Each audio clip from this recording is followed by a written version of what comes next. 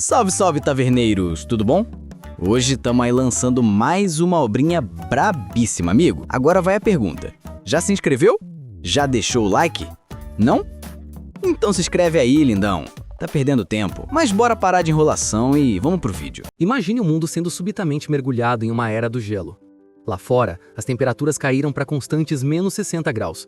Nessas condições, calor e comida se tornaram os recursos mais valiosos na selva de concreto congelada da Coreia do Sul. Os sobreviventes inicialmente tentaram sobreviver juntos, mas rapidamente perceberam que não havia recursos suficientes para todos.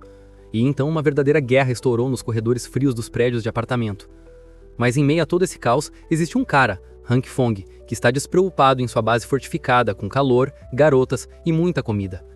Ele é um regressor que não só voltou no tempo antes do apocalipse começar e se preparou adequadamente, mas também ganhou superpoderes que permitem clonar e aumentar o tamanho dos alimentos. Ele não parou por aí e depois construiu uma verdadeira base fortificada com calor, estufas e até uma sauna. Então, como tudo começou? Vamos descobrir. A transmissão corta para o silêncio e é substituída pela voz estrondosa de alguém chamando por Hank Fong. O cara está indo abrir a porta enquanto treme de frio. Espreitando pelo buraco, ele descobre que é na verdade sua crush Hyuna, que não aguenta ficar no frio e mal consegue falar. Ele abre a porta sem hesitar para ver se ela está bem e rapidamente a convida para entrar. Em uma reviravolta inesperada, Hyuna pula para beijá-lo, para o choque e espanto de Hank Fong. Ela está ali se esforçando no beijo porque, ao final, o humano está sem palavras e não consegue descrever o que deu nela de repente. Lembre-se, ela deveria ser sua crush, então o cara provavelmente está se sentindo um gigashed por dentro por finalmente conseguir uma vitória. É nesse momento que Hyuna confessa seus sentimentos, dizendo que sempre o amou. Depois de descer até o fundo da lana em um apocalipse aterrorizante, ela começou a entender que alguém como ele realmente se importa com os outros. Para reforçar ainda mais seu ponto, Hyuna faz ele tocar seu corpo para que ele sinta seu coração acelerado, dizendo que está pronta para fazer qualquer coisa com ele. E sim, essa é a armadilha melosa no qual nosso cara acaba caindo. Porque enquanto ele está ocupado imaginando os pássaros e as abelhas, Hyuna intensifica esfregando sua coxa entre as pernas dele, fazendo o cara ficar ainda mais perdido e descuidado com seus sentimentos. Ele também devolve seus sentimentos, afirmando que embora ela realmente signifique o mundo para ele, não faz sentido eles agirem assim agora. Hyuna é uma excelente manipuladora porque diz ao nosso garoto para fechar os olhos, para que ele aproveite o momento. Cheio de alegria, ele fecha os olhos, questionando o que vai acontecer em seguida. Ele provavelmente está com a empolgação de uma criança enquanto isso acontece. Mas então... Bem, o primeiro beijo do cara com sua crush é seguido por seu crânio sendo esmagado pelo namorado desgraçado dela. Um golpe pesado contra sua cabeça deixa seu corpo em uma poça de sangue. O pobre coitado está tremendo de dor enquanto Hyuna expressa seu terror. Ela não esperava que eles realmente assassinassem alguém a sangue frio. Mas o namorado lembra do Pi que ela não pode bancar a inocente quando, desde o começo, ambos sabiam que esse cara tinha que morrer. Eles não iam poupar Hank Fong, não quando todos nesse mundo estão por si mesmos no apocalipse. Em vez de se importarem com ele, expressam felicidade por terem descoberto os recursos e o loot de Hank Fong. Quanto ao cara bacana que tentou mostrar a gentileza, bem, ele tá comendo poeira agora, encharcado no próprio sangue e incapaz de se mover.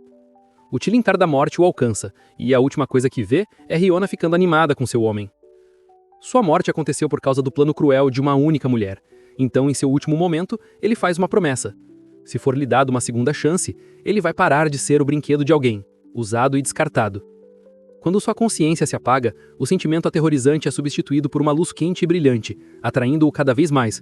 No começo ele acha que é o caminho para o céu, mas então suas expectativas inocentes são destruídas quando seu corpo espiritual passa por um mundo de dor e explode em centenas de pedaços. Ao fim daquela sequência traumatizante, ele desperta na cama. Seu rosto está coberto de suor e ele questiona onde está. Hank Fong estava desaparecendo há poucos segundos e agora está bem. E não apenas ele está bem. O mundo está bem também. Não há sinais de apocalipse. O sol está quente mesmo após 30 minutos esperando. É o tipo de calor que ele nunca esperou ver mais. Pelo calendário, Han Fong verifica e descobre que hoje é 28 de junho. A data do apocalipse na linha temporal original deveria começar em 15 de julho. Isso significa que ele teve uma regressão pós-morte que o trouxe de volta no tempo apenas algumas semanas antes do apocalipse. A sensação de choque, espanto e confusão aparece em seu rosto. Ele claramente não esperava renascer, mas dessa vez voltou com algumas mudanças. Vamos falar sobre aquela mão vermelha brilhante por um segundo. Desde que Han Fong recobrou a consciência, a mão do cara simplesmente não para de brilhar em vermelho. Ele tenta balançar a mão, mas nada acontece. Para descrever a sensação, o brilho parece quente e não dói nem nada. No começo, ele achou que sua mente estava pregando peças, mas então Hanfung espiga do nada, levando a outro desenvolvimento intrigante. A mesma mão que estava vermelha um segundo antes agora brilha em um verde intenso, aumentando ainda mais sua confusão. Mas há uma diferença agora, porque Hanfang realmente perde o controle da magnitude do brilho, fazendo-o crescer ainda mais. Em estado de desespero e pânico, ele fica parado olhando, perdido com seu novo problema. O brilho radiante de repente começa a encolher em sua mão. O comportamento desse efeito é estranho e diferente do vermelho. Sentando-se, ele expressa sua queda repentina de energia. Sim, desde que o brilho verde ativou, seu corpo está mais drenado do que nunca. Irritado, balançando a mão, Hanfong chega a uma realização repentina. Isso está acontecendo exatamente como aquelas histórias de mana incríveis que ele gosta de ler. Da mesma forma, o personagem principal renasce, e desta vez com habilidades overpower. Então, para testar as próprias habilidades, o cara pega uma faca, esperando algum milagre acontecer. Mas de forma engraçada, nada acontece, e ele fica lá parado com cara de palhaço. Sem mencionar que seu estômago está roncando por causa da energia perdida. Verificar a geladeira é perda de tempo, porque não tem nada lá. A situação está ficando mais problemática do que ele imaginava. Ele precisa comer pelo menos algo ou vai correr o risco de desmaiar de novo. Uma ideia surge quando ele vê um pote de soja torrada. O único tipo de lanche que poderia ser usado de forma viável no apocalipse. Embora não seja uma refeição adequada, é suficiente por agora. Pegando um dos grãos, ele coloca um na boca. Mas no momento em que faz isso, a soja explode em uma planta de feijão totalmente crescida. Sua mão verde brilhante desaparece, assim como seu cansaço. Hanfung não entende se isso tinha a ver com a soja ou se foi algo que ele fez. Ele pega e abre um dos brotos de feijão, impressionado ao descobrir que esse é seu novo poder. Hanfong fica impressionado e quer estudá-lo a fundo, mas, em seu estado atual, ele tem alguns problemas a resolver primeiro. O primeiro deles é abastecer seus suprimentos para não ficar sem nada durante o apocalipse. Para o supermercado ele vai. Na cena seguinte, ele está navegando por uma multidão ocupada, todos perdidos em seus pensamentos e conversas. Hanfong está confuso e tenta organizar suas ideias. Até agora, ele tem dois tipos de mãos brilhantes, e a verde é mais instável, causando efeitos adicionais de exaustão. Então, há a última parte, talvez a mais interessante. No momento em que ele tocou as sojas com sua mão brilhante, elas viraram brotos. Ele ainda não consegue descobrir os detalhes específicos de seu poder, o que gera frustração. Enquanto ele está perdido em pensamentos, uma voz familiar atinge seus ouvidos. Riona, a mesma porra que o traiu em sua vida anterior, está ali para vê-lo. Ela é absurdamente linda, mas é exatamente isso. Se envolver com ela é literalmente ir parar 6 palmos abaixo da terra. Hanfong fica bastante chocado de reencontrá-la assim, um pouco do histórico de sua crush.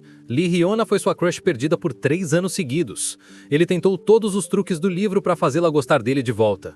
Mas no fundo, nosso garoto sabia que era apenas a segunda opção dela.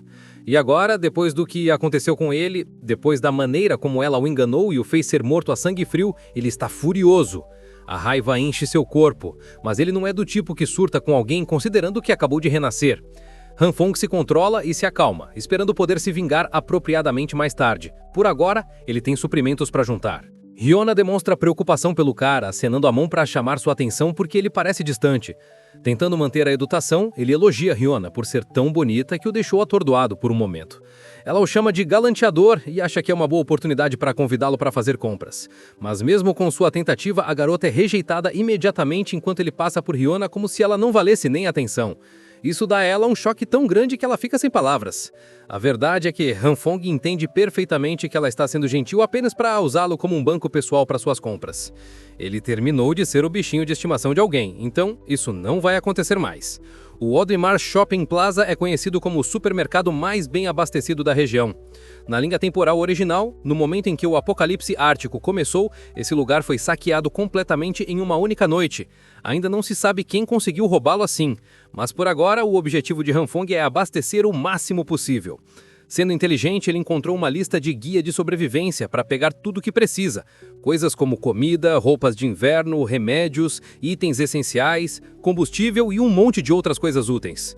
Bem, enquanto ele tem uma lista enorme, surge um segundo problema. O humano não tem dinheiro suficiente para fazer. Enquanto está reclamando, ele recebe uma mensagem repentina, provando que é elegível para pegar um empréstimo gigante de 170 mil UNIs esse ano. É como um bilhete de loteria que ele precisava. Quem diabos vai pagar dívidas no meio do apocalipse, afinal? E assim, usando todos os apps de empréstimo que encontrou na internet, Hanfong começou a mexer os dedos, garantindo empréstimos de tudo quanto é lugar. A cena muda para Hyuna, que tá bem frustrada com a maneira como ele a tratou hoje. Essa é uma metida que não supera o fato de que seu tapete pessoal a recusou desse jeito. Isso já diz muito sobre sua personalidade, mas tenho certeza que não precisava dizer nada depois dela ter mandado matar o cara na vida anterior. Hyuna está xingando Hanfong por ser um perdedor patético sem carro e não espera ser agradável com ele tão cedo. Falando no diabo, um carro para perto dela e buzina. A reação dela é de choque ao descobrir que o motorista é o mesmo cara de quem ela estava falando. É Hanfong. Ele para falar com ela, dizendo que comprou o veículo agora há pouco. Afinal, seu pai tem ganhado muito dinheiro nos Estados Unidos, então é natural que tenha mandado um dinheiro para ele se divertir. Ele também diz que estava ocupado levando seu pai ao aeroporto. Esse fato a acalma, fazendo-a pensar que ele recusou o convite porque tinha um compromisso importante. Ela pede desculpas por tê-lo chamado durante um momento importante. No estilo Gaslighter Pro Max, edição feminina, ela age fofa enquanto chora e reclama de como ele foi cruel. A reação de Hanfong é interessante no mínimo. Primeiro, ele a chama de tola e depois a puxa para perto dizendo que nunca vai abandonar alguém como Hyuna, já que ela é importante demais para ele. A garota arrogante acha que ganhou na loteria, então joga novamente com os sentimentos dele, esperando manipulá-lo dizendo que sente o mesmo. Ele sugere assistir um filme com ele e jantar. Mas bem, quando ela está dizendo isso, nosso garoto diz: "Falou, Xi!" e já está cuidando das malas. Ele reclama sobre como está ocupado com as coisas que tem que levar.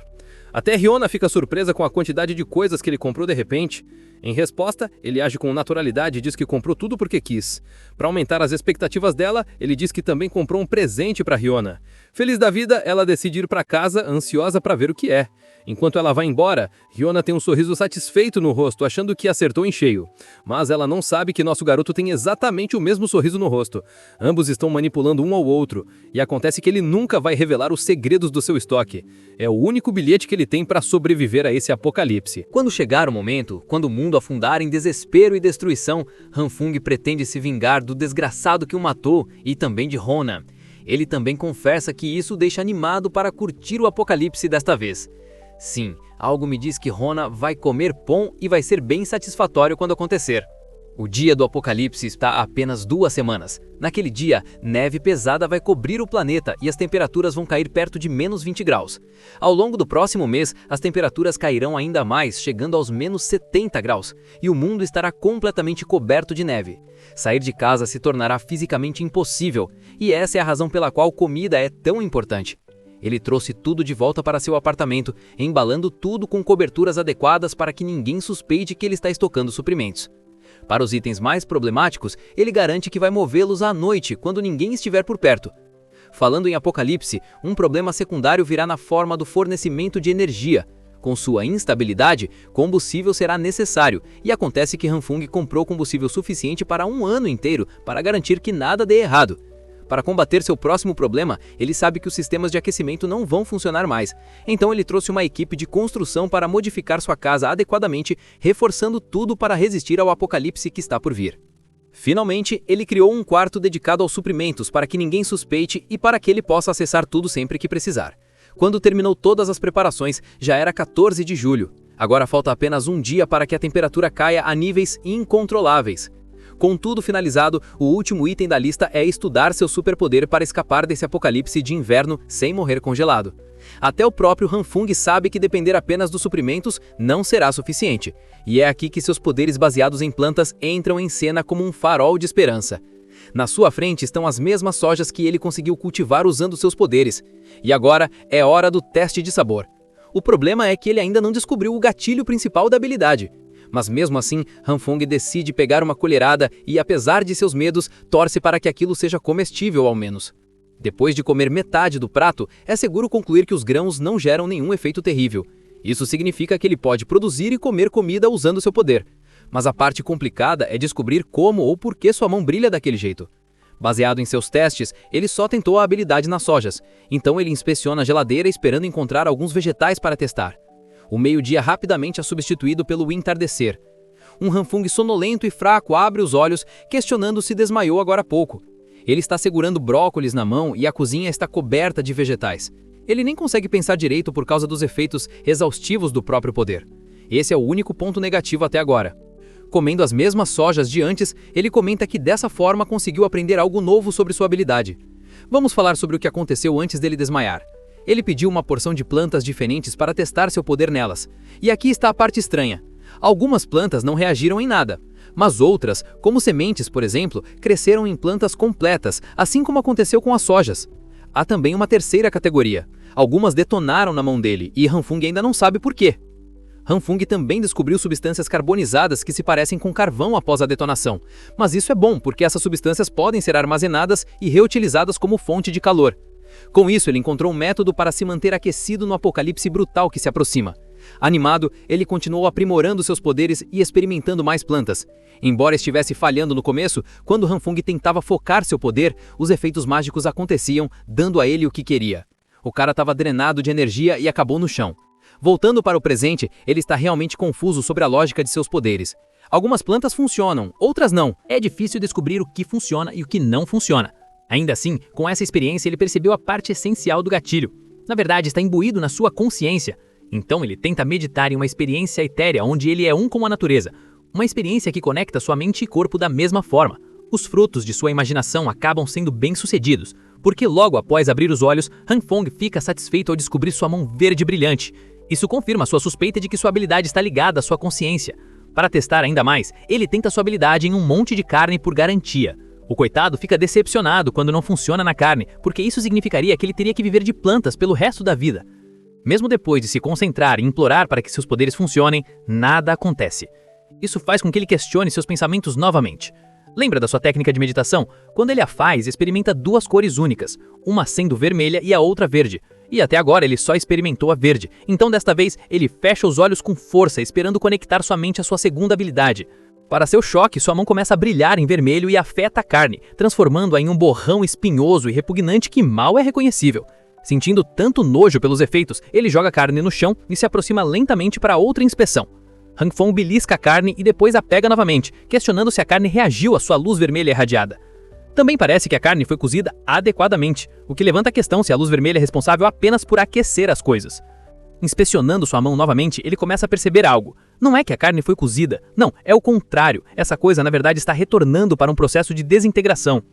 A partir dessa revelação, ele fez uma descoberta. A luz verde acelera o processo evolutivo e a luz vermelha o desacelera imensamente, revertendo para a desintegração. Em um esforço para combinar os dois, ele junta as mãos com a carne. Um estouro de amarelo se forma e a mesma carne se transforma em um pedaço maior do que nunca. Mas isso faz questionar o que aconteceu com as sementes de soja que também estavam em sua mão. Elas desapareceram, o que provavelmente significa que se fundiram com a carne de alguma forma. Han Fung está realmente impressionado com o resultado de seus próprios poderes, pois após uma inspeção mais profunda, ele chega à conclusão de que a carne é a mais fresca que ele já viu. Ele está animado e quer tentar novamente mais uma vez, mas sua sorte não é tão bondosa assim, porque o humano acaba falhando tão feio que tudo vira preto. Ele bate as mãos no chão de frustração, mas eventualmente se acalma com paciência. Ele tem muito tempo para experimentar seus poderes. Ele está feliz por ter conseguido fazer um monte de descobertas diferentes em apenas um dia. Se ele puder dominar essa habilidade ao máximo, o cara pensa que vai se tornar o Superman e ficar no topo do mundo, mas então o idiota percebe que comida não é a única coisa necessária para salvar sua vida.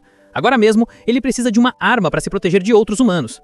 Bem, quando está pensando em sair para comprar uma arma, a realização cai sobre ele. O apocalipse começou. Assim como da última vez, o mundo está experimentando uma quantidade absurda de neve em julho. Ele sai mesmo assim acreditando que é necessário encontrar uma arma antes que as temperaturas atinjam menos 45 graus. Ao mesmo tempo, ele não pode exatamente comprar uma arma quando isso é ilegal no país.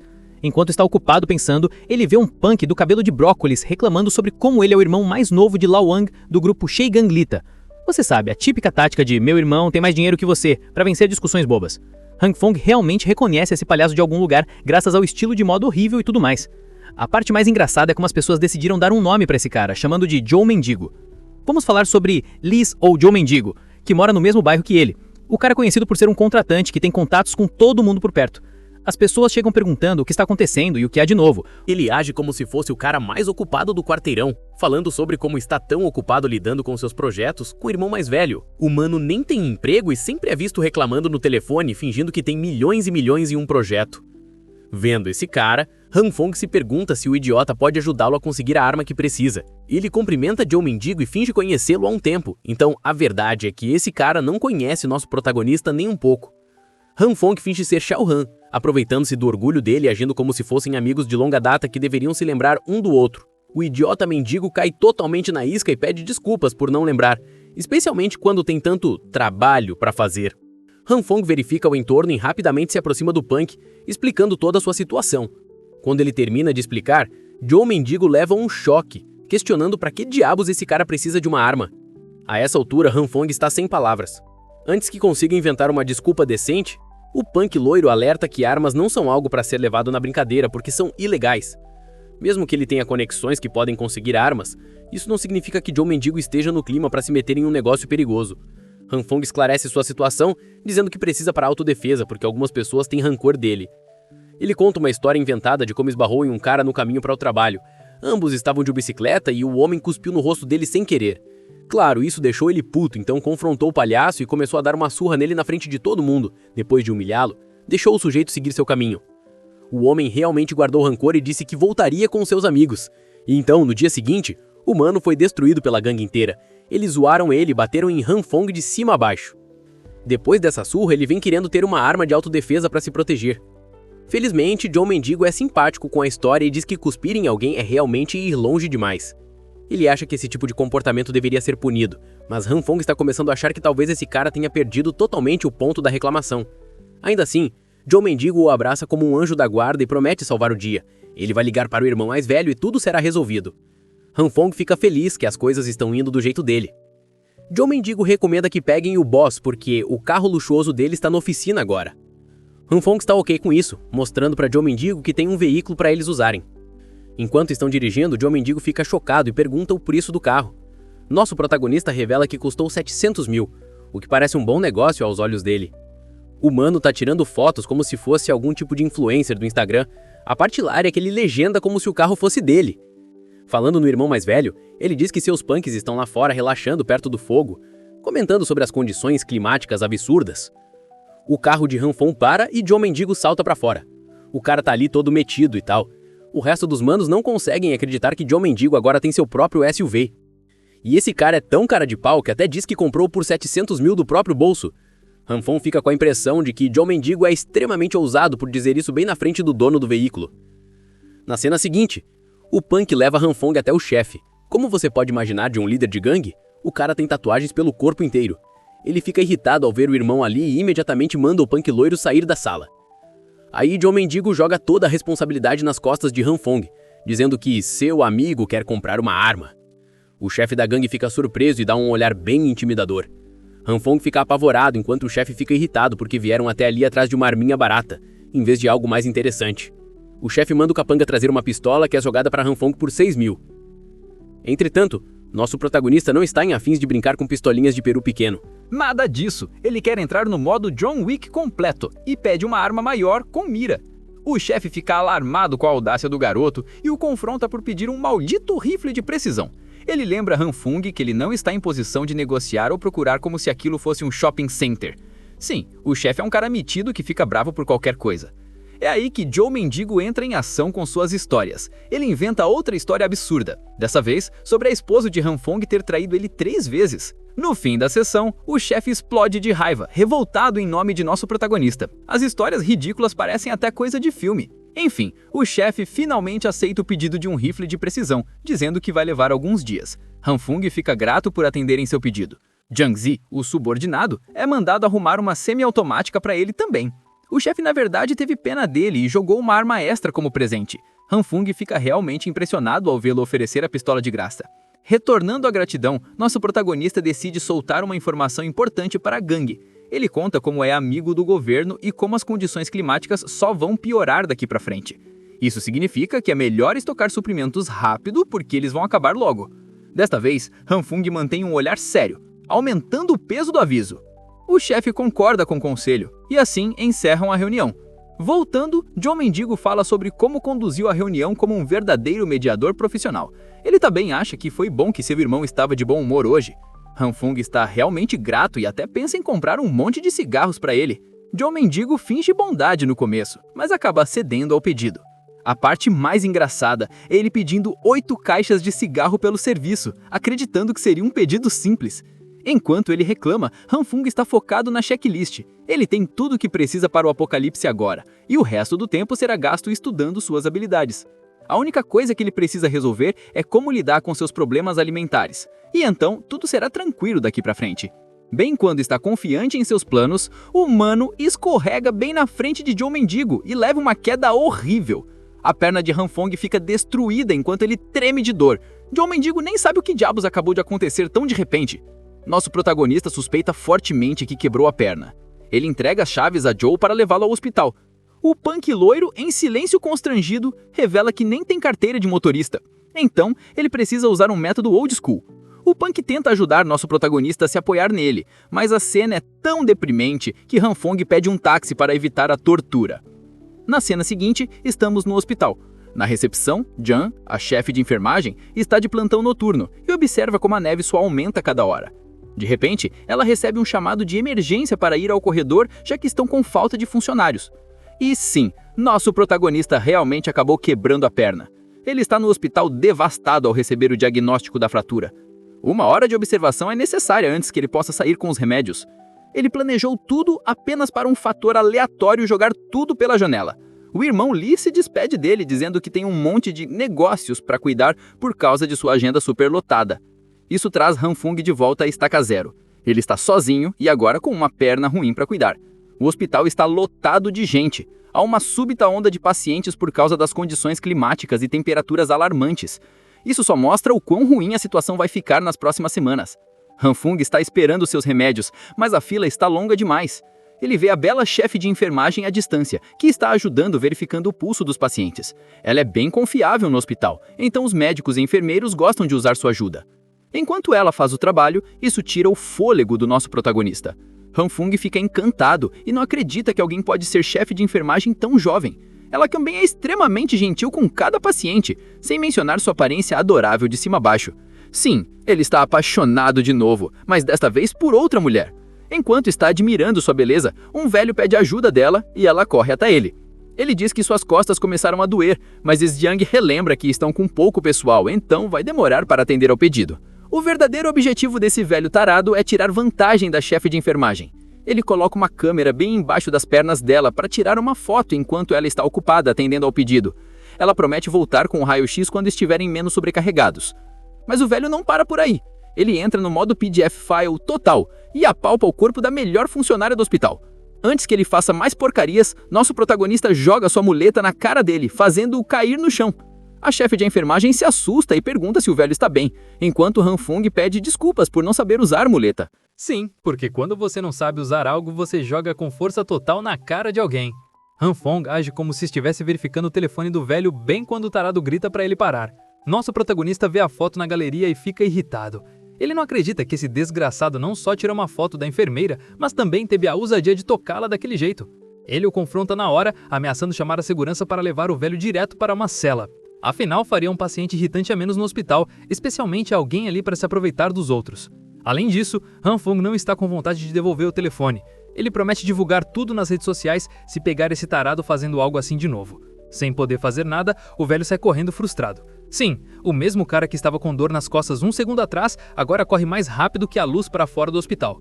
Até a chefe de enfermagem fica sem palavras com a velocidade dele. Enquanto isso, Hanfong fica com a impressão de que algumas pessoas são realmente ingênuas ao extremo. Ele mostra a foto a ela e explica como o velho tinha más intenções desde o começo. Hanfong fica de boa deixando ela resolver e até entrega o telefone para denunciar a polícia. Jin fica muito feliz e recupera o aparelho, mas também tem uma pergunta preocupante. O tornozelo de Hanfong não estava machucado, e isso o faz lembrar que ele fraturou a perna e agiu puramente pela adrenalina. A realização faz a dor voltar com tudo enquanto ele grita de dor. Um tempo depois, ela o enfaixa corretamente. Felizmente, Hanfong não sente muita dor. A chefe de enfermagem está muito grata e promete não deixar mais ninguém tirar vantagem dela. Mas enquanto diz isso, o pé do nosso protagonista está sendo levantado bem ali nas duas personalidades dela.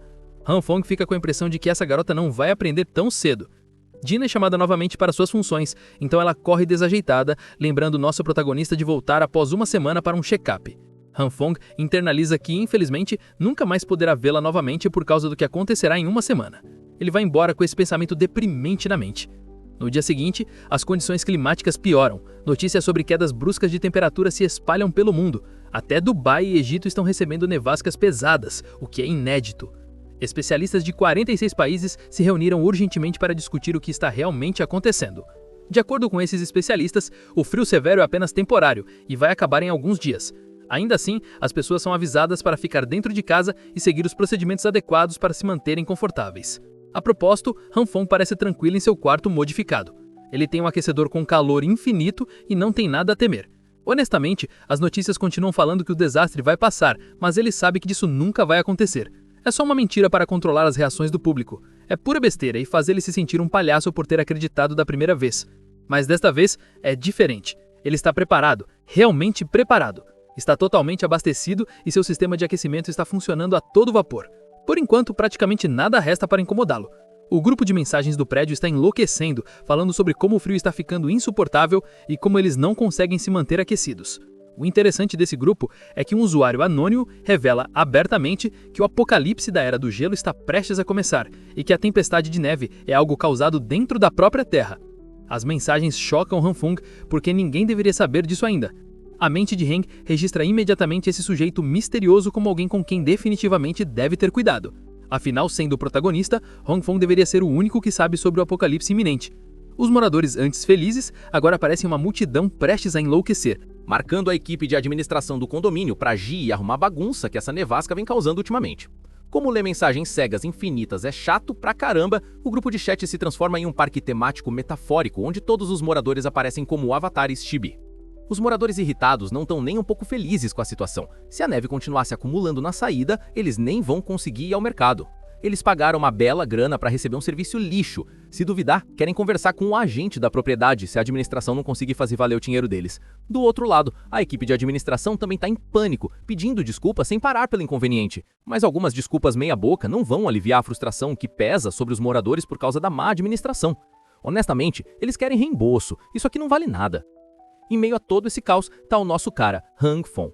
Claramente irritado vendo esses moradores gastarem energia brigando por bobagem. Não é como se o dono do condomínio tivesse poderes mágicos para desfazer a nevasca. Mas nem todo mundo ali perdeu a esperança. Um morador, Jianao, é maduro bastante para admitir que eles não podem lutar contra uma nevasca. A ideia melhor dele? Eles deveriam ajudar uns aos outros em vez de dificultar tudo. Desastres naturais estão totalmente fora do controle da administração, então descontar neles é indútil. Bom, nem todo mundo no saguão concorda com a atitude tranquila de Jianao. Essas pessoas são tão indisciplinadas e curto-prazistas que, ao invés de cooperar, começam a atacar Jianao por passar pano para a administração. Shin tenta explicar que ele não está do lado de ninguém, ele só está sendo realista e objetivo. É completamente inútil encurralar a administração quando discutir não vai levar a lugar nenhum. Mas, mais uma vez, a multidão se recusa a se acalmar até que a neve lá fora seja retirada para que possam ir ao mercado. Morrer de fome não é bem o estilo deles. Shin faz o máximo para colocar algum senso nessa multidão tapada. Ele aponta que, mesmo que limpem a neve da frente, isso não garante que as estradas também estarão limpas. Pro que vale, ele sugere ir ao mercado a pé, especialmente porque limpar as calçadas é muito mais viável do que limpar as ruas. Enquanto isso, Han Fong faz uma cara azeda ao reconhecer o cara que tá pregando pra todo lado igual um guru pirata. Pelo jeito que o nosso garoto olha pra ele, fica claro que o histórico deles não é exatamente agradável.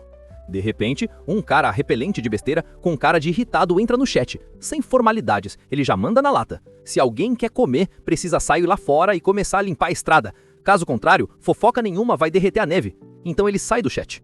Outro cara aparece pronto para descer e ajudar a limpar a bagunça lá fora. Esse brutamonte de língua afiada parece ser outro sujeito familiar para Han Fong. Aos poucos, os moradores começam a se juntar ao grupo para limpar as estradas. Até as delicadas fofurinhas estão dispostas a sujar as mãos por essa causa nobre. E aí tá a inesquecível Riona, também se voluntariando. Han Fong não faz ideia de como aceitou participar. Acontece que o voluntariado dela é só uma jogada para atrair os tarados que não querem ver uma beleza como ela se esforçando quando tem homens por perto. Como esperado, ela aproveita o momento e joga toda a responsabilidade nos outros. O que mais você espera de uma oportunista como ela? Quando Han Fong sai do chat, a frustração no rosto dele é evidente. Essa mulher nunca decepciona quando o assunto é estragar o humor dele. E agora, ela tá realmente mandando mensagem pra ele. Por quê? Bom, porque ela sabe que esse Gunnar desesperado faria qualquer coisa que ela pedir. Então ela quer que ele leve suprimentos pra ela. Ela ainda envia uma foto extra das pernas nuas. Coxas grossas, quase nenhuma roupa, tudo mirando direto na alma do garoto. Han Fong quer dar nota 10/10 pelo esforço, seduzindo ele com quase nada de roupa, apesar do frio. Mas com a perna quebrada, mesmo que ele quisesse correr atrás, não pode fazer nada. Então, ele decide mandar uma resposta provocante, garantida para deixá-la irritada. E claro que funciona, ela fica tão irritada que quer pisar nele. Aqui vai um breve retorno ao que rolou. Hoje marca o terceiro dia desde que a nevasca começou, com as temperaturas já abaixo de 20 graus. Como estava só no começo da destruição prestes a acontecer, o aquecimento central ainda funcionava. A internet ainda estava funcionando para a dose diária de distração de todos. Então, como qualquer adolescente entediado, Hank Fang não fez nada além de rolar o TikTok vendo aquelas mulheres peitudas fazendo shorts. Embora, honestamente, ele não estava sentindo. Na verdade, ele já estava entediado. E é só o segundo dia do apocalipse, supostamente. Isso fez pensar sobre o que a solidão pode fazer com o homem. Sua perna quebrada também não ajudava. Sério, atrapalhando sua vida e prendendo ele no lugar, e ainda vai levar alguns meses antes de ele se recuperar totalmente. Sem outra opção, ele volta a ver vídeo atrás de vídeo. Foi aí que ele encontrou algo curioso em um jornal. Parece que existe um cara com a habilidade maluca de se curar sozinho.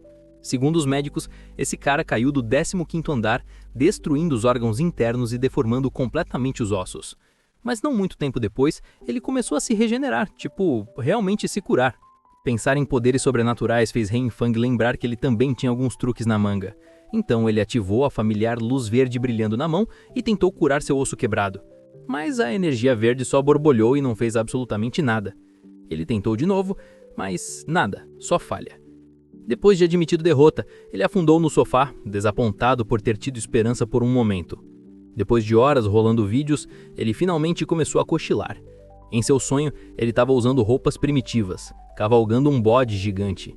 Não só um bode, um rebanho inteiro de bodes seguindo ele, com cabeças balançando enquanto voavam. Nesta visão panorâmica, dá para ver a enorme horda seguindo de perto. Mas de repente, o passeio divertido acaba quando o bode freia bruscamente, jogando ele para longe. Ele machuca a perna na queda e um dos bodes começa a lamber. Ele acha esse ato de compaixão do bode bem nojento e afasta o animal, o que irrita o bode. Então, o bode solta uma língua absurdamente longa, enrola a perna de Renfan e o puxa para o céu. A parte da perna onde a língua está enrolada começa a se curar instantaneamente. Nesse momento, Renfang acorda suando frio, totalmente chocado. De verdade, esse sonho bizarro mexeu tanto com ele que está suando até as bolas. De repente, ele percebe que a perna está brilhando com energia verde, mostrando sinais de alto reparo. Não muito depois, ele cuidadosamente tira as bandagens e coloca o pé no chão. Surpreendentemente, não doeu nada. Parece que a luz verde ajudou na cura, mas só após ele adormecer.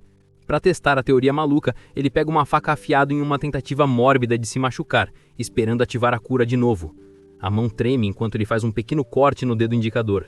Enquanto ele testa essa nova habilidade, vamos voltar lá para fora. Lá fora, a multidão irritada finalmente está usando sua energia de forma útil. Graças ao esforço coletivo, eles limparam o caminho principal. Todo o crédito vai para Yang por seu discurso de união que colocou todos em ação. Yang então elogia um velho que trabalhou mais que todos. O velho, por sua vez, elogia os gêmeos, que trabalharam tão duro quanto. E lá está a enfermeira desastrada favorita de todos, Jingyan, lutando para andar na neve escorregadia. Os gêmeos veem a donzela em perigo e ajudam. Depois disso, eles voltam ao trabalho para limpar ainda mais o caminho, dizendo para ela chamar se precisar. Yang percebe que a neve está piorando, então pede para todos correrem no mercado e voltarem o mais rápido possível. Falando em suprimentos, o velho lembra de algo, mas não achou importante até Yang insistir. Ele revela um boato de dias atrás. Aparentemente, um morador foi visto trazendo suprimentos num caminhãozinho, fingindo que só estava se mudando. Yang não viu nada demais, é normal alguém trazer pertences ao se mudar. Mas o velho adiciona um detalhe, o cara tinha galões de gás e uma lareira. Isso já não parece mudança normal. Parecia alguém se preparando para sobreviver ao inverno pesado. Antes que eles possam pensar mais, os gêmeos voltam com um relatório do progresso. De repente, aparece um cara do nada, claramente escutando a conversa e querendo saber mais sobre o sujeito que estava se preparando com antecedência para o inverno. Mas o curioso leva uma bolada de neve de Yu Yan, que quer que ele pare de enrolar e volte ao trabalho. Zheng intervém para parar a discussão e manda todos seguirem, pois o caminho principal está livre. A enfermeira Jin está animada para ir às compras. Enquanto isso, o velho pergunta a Zheng o que ele acha. Será que o novo morador já sabia da nevasca? Zheng pensa um momento e desvia da pergunta. Ele diz que a nevasca vai passar logo, então não há com o que se preocupar. Pior caso, se a neve não parar, ao menos eles têm um vizinho cheio de suprimentos. Então, na verdade, algo bom. Conforme seguem para o mercado, a nevasca piora, fazendo todos andarem mais rápido. Enquanto isso, nosso preguiçoso Han Feng ainda está apagado em seu apartamento quentinho. Mas seu cochilo é interrompido por batidas na porta. Uma voz familiar chama por ele. Quando abre, é o mendigo Joe, segurando os produtos finos que nosso garoto pediu. Este era o presente prometido pelo chefe Low. O irmão Lee concordou em trazer porque estocou suprimentos antes e agora não precisava correr pela cidade como os outros. Mesmo assim, Hang Fang agradeceu pela visita em meio ao clima ruim. O irmão Lee também tinha informações interessantes que já estavam virando boato. Ontem à noite, alguém esvaziou completamente as prateleiras de um supermercado no Distrito Leste. E quando a gangue do chefe Low limpou a neve e entrou, encontraram tudo vazio. Para Hang Feng, isso parecia impossível, limpar o mercado inteiro em uma noite. Quem faria isso? Mas não havia dúvida nas palavras do irmão Lee. Aquilo realmente aconteceu. Hang Feng começou a perceber que algo ainda mais estranho do que em sua vida passada estava acontecendo. Parecia que ele não era o único com superpoderes. Seus pensamentos são interrompidos pelo irmão Lee. Ele aconselha Hang Feng a vestir mais roupas e tomar cuidado. Depois, se despede. Finalmente, nosso herói pode ficar sozinho e pensar. Ele tenta encontrar uma explicação lógica para o que aconteceu na noite anterior. Como alguém poderia esvaziar um supermercado em uma noite? A única explicação era a teoria de poderes, como nos mangás e romances. Alguém capaz de guardar suprimentos infinitos em uma subdimensão pessoal. A pergunta era, pessoas assim poderiam existir? A resposta era simples. Já que ele tinha superpoderes, outra pessoa também poderia ter. Isso era perturbador. Ele não podia perder tempo, precisava estudar seus poderes profundamente, para ter estratégia caso encontrasse outros usuários. Ele precisava conhecer seus pontos fortes, fracos e limites. Para isso, abriu seu diário e começou a revisar o que já sabia. Ele sabia que seu poder reagia com diferentes alimentos, tanto vegetais quanto carne. Com isso, podia fazê-los crescer rapidamente, aumentar o volume e até fritar, embora com gosto horrível. Mas infelizmente havia limitações, que ele descobriu depois. A chance de sucesso variava entre produtos. Por exemplo, para a soja, a chance de crescimento era 10%, para a carne, ainda menos. Hang Fang não entendia por que as coisas funcionavam daquele jeito. De repente, o grão de soja explodiu na mão dele com uma nuvem verde fedorenta. E em vez de uma planta normal, tinha uma pedra fedorenta. Isso começou a irritá-lo. A taxa de falha era muito alta. Han Feng precisava aprender a usar o poder com mais eficácia, então decidiu treinar duro. Nada ensina mais rápido do que prática. Ele dedicou o tempo que fosse preciso, trabalhando até tarde. Finalmente, conseguiu. Em suas mãos havia uma planta de soja fresca com vagens. Não foi fácil. Ele suava demais. Parecia um aquecedor humano no apartamento. Mas esse era o preço para descobrir algumas regras para melhorar a taxa de sucesso. Ele descobriu que a energia verde não era constante, e para produtos diferentes era preciso aplicar a energia por tempos diferentes, baseados no valor nutricional. Se errasse o tempo, o resultado seria uma falha, aquela pedra fedorenta. Ou seja, era preciso saber o tempo ideal para cada produto. Isso fez Han Feng lembrar de um jogo de dança e música popular de uma década atrás, onde você tinha que apertar botões no ritmo certo. Também era plausível pensar que o valor da energia corresponderia às direções cima, baixo, direita e esquerda, e que a energia inserida no objeto tinha que ser exata a cada segundo. Eventualmente, era preciso acertar o ponto crítico e parar. Se fizesse certo, cada soja viraria uma planta. Depois do sucesso com plantas, Han Feng começou a testar carne, obviamente. Mas carne era diferente. Se errasse o processo, virava uma pasta preta nojenta. Mesmo assim, os princípios deveriam ser parecidos. Primeiro, era preciso determinar quanta energia a carne exigia. Parecia estar funcionando. Mas aí, problema. A coxa de frango explodiu igual às outras, virando aquela pasta preta. Ia levar muito mais tempo para dominar carne do que vegetais. Ele tentava e falhava repetidamente. As coxas explodiam uma após a outra. Parecia que não teria fim. Finalmente, a paciência acabou. Ele até gritou, xingando essa habilidade maldita com dificuldade aumentada. Mas o herói não desistiu. Enquanto a neve lá fora só piorava e a temperatura caía, Han Feng não parava. Havia vestígios disso por toda a cozinha. E então veio o momento da verdade, a última coxa. Ele já estava no automático. Expressão vazia, sem esperança. cima e baixo, esquerda e direita, energia vermelha e verde. Parecia um mini-jogo complicado demais. Repetia sem parar. Se errasse, tinha que recomeçar. A tensão estava no limite. E desta vez, Han Fang conseguiu! Ele fez a coxa crescer até um tamanho gigante. Com um suspiro de desprezo, disse que valeu a pena e caiu no chão, exausto, mas feliz. Ele finalmente descobriu como sintetizar carne. O tempo só piorava. As notícias diziam que aquele 17 de julho era o terceiro dia consecutivo de desastre de neve. Em cada canto do país, o mesmo cenário. Parecia um desastre que só acontece uma vez a cada milhares de anos. Para garantir a sobrevivência básica dos cidadãos, as autoridades estavam combatendo os efeitos e ajudando os moradores. Era com essa notícia que Han Fang acordou no dia seguinte. Quantas vezes já tinha ouvido isso? Avisos vazios e promessas de que o transporte, a energia e a internet estavam paralisados, mas seriam reparados. Logo, suprimentos humanitários chegariam às áreas afetadas. O apresentador aconselhou todos a ficar em casa e não sair sem necessidade. Para Han Fang, nada disso era novidade. Ele já tinha vivido tudo aquilo na sua vida passada. De repente, notificações surgiram no celular. Várias.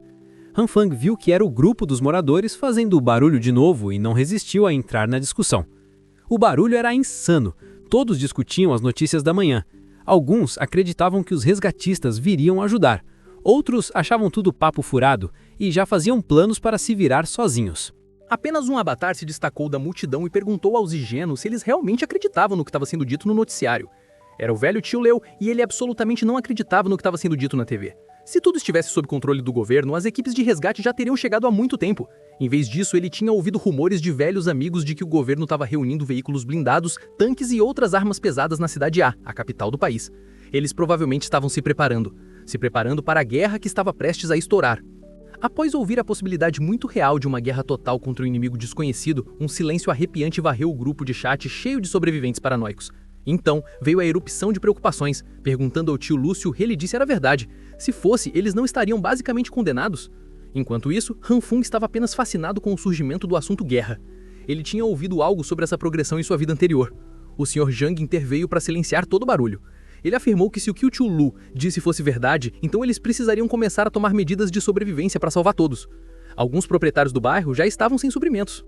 Com os recursos de apoio do governo ainda incertos, ele propôs organizar ajuda para aqueles que estavam enfrentando dificuldades. Ele sugeriu apaixonadamente que aqueles com suprimentos de sobra doassem parte de seu estoque. Para dar o exemplo, o Sr. Zhang prometeu doar metade de seus suprimentos para qualquer pessoa necessitada. Outros proprietários rapidamente discutiram o que estava sendo proposto em sussurros. Um cara concordou de todo o coração com a proposta do Sr. Zhang, já que todos estavam apenas tentando superar a crise. Ele prometeu doar o que pudesse e ainda envolveu Li Hyona. Ela conhecia aquele maluco, Wu Kuan-yu. Aquele homem estava tentando humilhá-la na frente de todos só porque ela o havia rejeitado antes. Então, Li Hyona teve que se defender assumindo sua persona de garota tímida, enquanto se desculpava dizendo que não tinha suprimento sobrando. A maioria de seus simples imediatamente correu para defender a bruxa. Essa pequena comoção quase tornou impossível o plano de organização, já que eles nem conseguiam se unir com atos altruístas. Mas as doações eventualmente começaram a aparecer. Muitas pessoas devem ter sido comovidas pelo discurso apaixonado do Sr. Zhang. Comida, roupas, remédios, todas as necessidades foram colocadas à disposição. O Sr. Zhang expressou sua gratidão àqueles que estavam dispostos a ajudar. Como havia bastante gente para gerenciar, ele achou sensato nomear alguns proprietários para comandar a operação. Ele, naturalmente, lideraria a equipe. Seria um comitê emergencial interino responsável por planejar e distribuir os suprimentos doados. Han Fung sorriu assim que leu o anúncio. Essa coisa de comitê interino também tinha acontecido em sua vida passada. Algum tempo depois, seria revelado que tudo não passava de um esquema para tomar os recursos das outras pessoas. Hoje era 19 de julho, o 5º dia do apocalipse. As temperaturas lá fora já haviam caído para menos 40 graus. Agora era finalmente o dia em que o sistema de aquecimento central do prédio não estava mais funcionando devido ao frio extremo. Todos estavam desesperadamente pensando e tentando maneiras de manter seus corpos aquecidos sem a conveniência dos aquecedores. Alguns conseguiram fazer um pequeno fogo dentro de casa. Era igual à linha do tempo anterior. Já estava terrível agora, mas a situação só continuaria a piorar. A exceção era o nosso MC, claro. Han Fung estava abastecido com todos os seus carvões experimentais fracassados, perfeitos para alimentar sua lareira. Sobre a mesa havia uma coca gelada com gás e uma deliciosa fatia de bolo de morango. Quanto ao próprio Han Fung, ele estava fazendo o que a maioria de nós faria em sua situação, jogando videogame single player sem se importar com o mundo lá fora. Mas sua paz seria interrompida por uma ligação repentina. Fazendo uma pausa no jogo, ele atendeu a ligação enquanto tomava um gole de refrigerante. Na linha, estava o responsável pelo bloco 8. Eles planejavam limpar as estradas em 20 minutos e precisavam de mão de obra no estacionamento subterrâneo. Han Fong resistiu à vontade de xingar esse cara aleatório.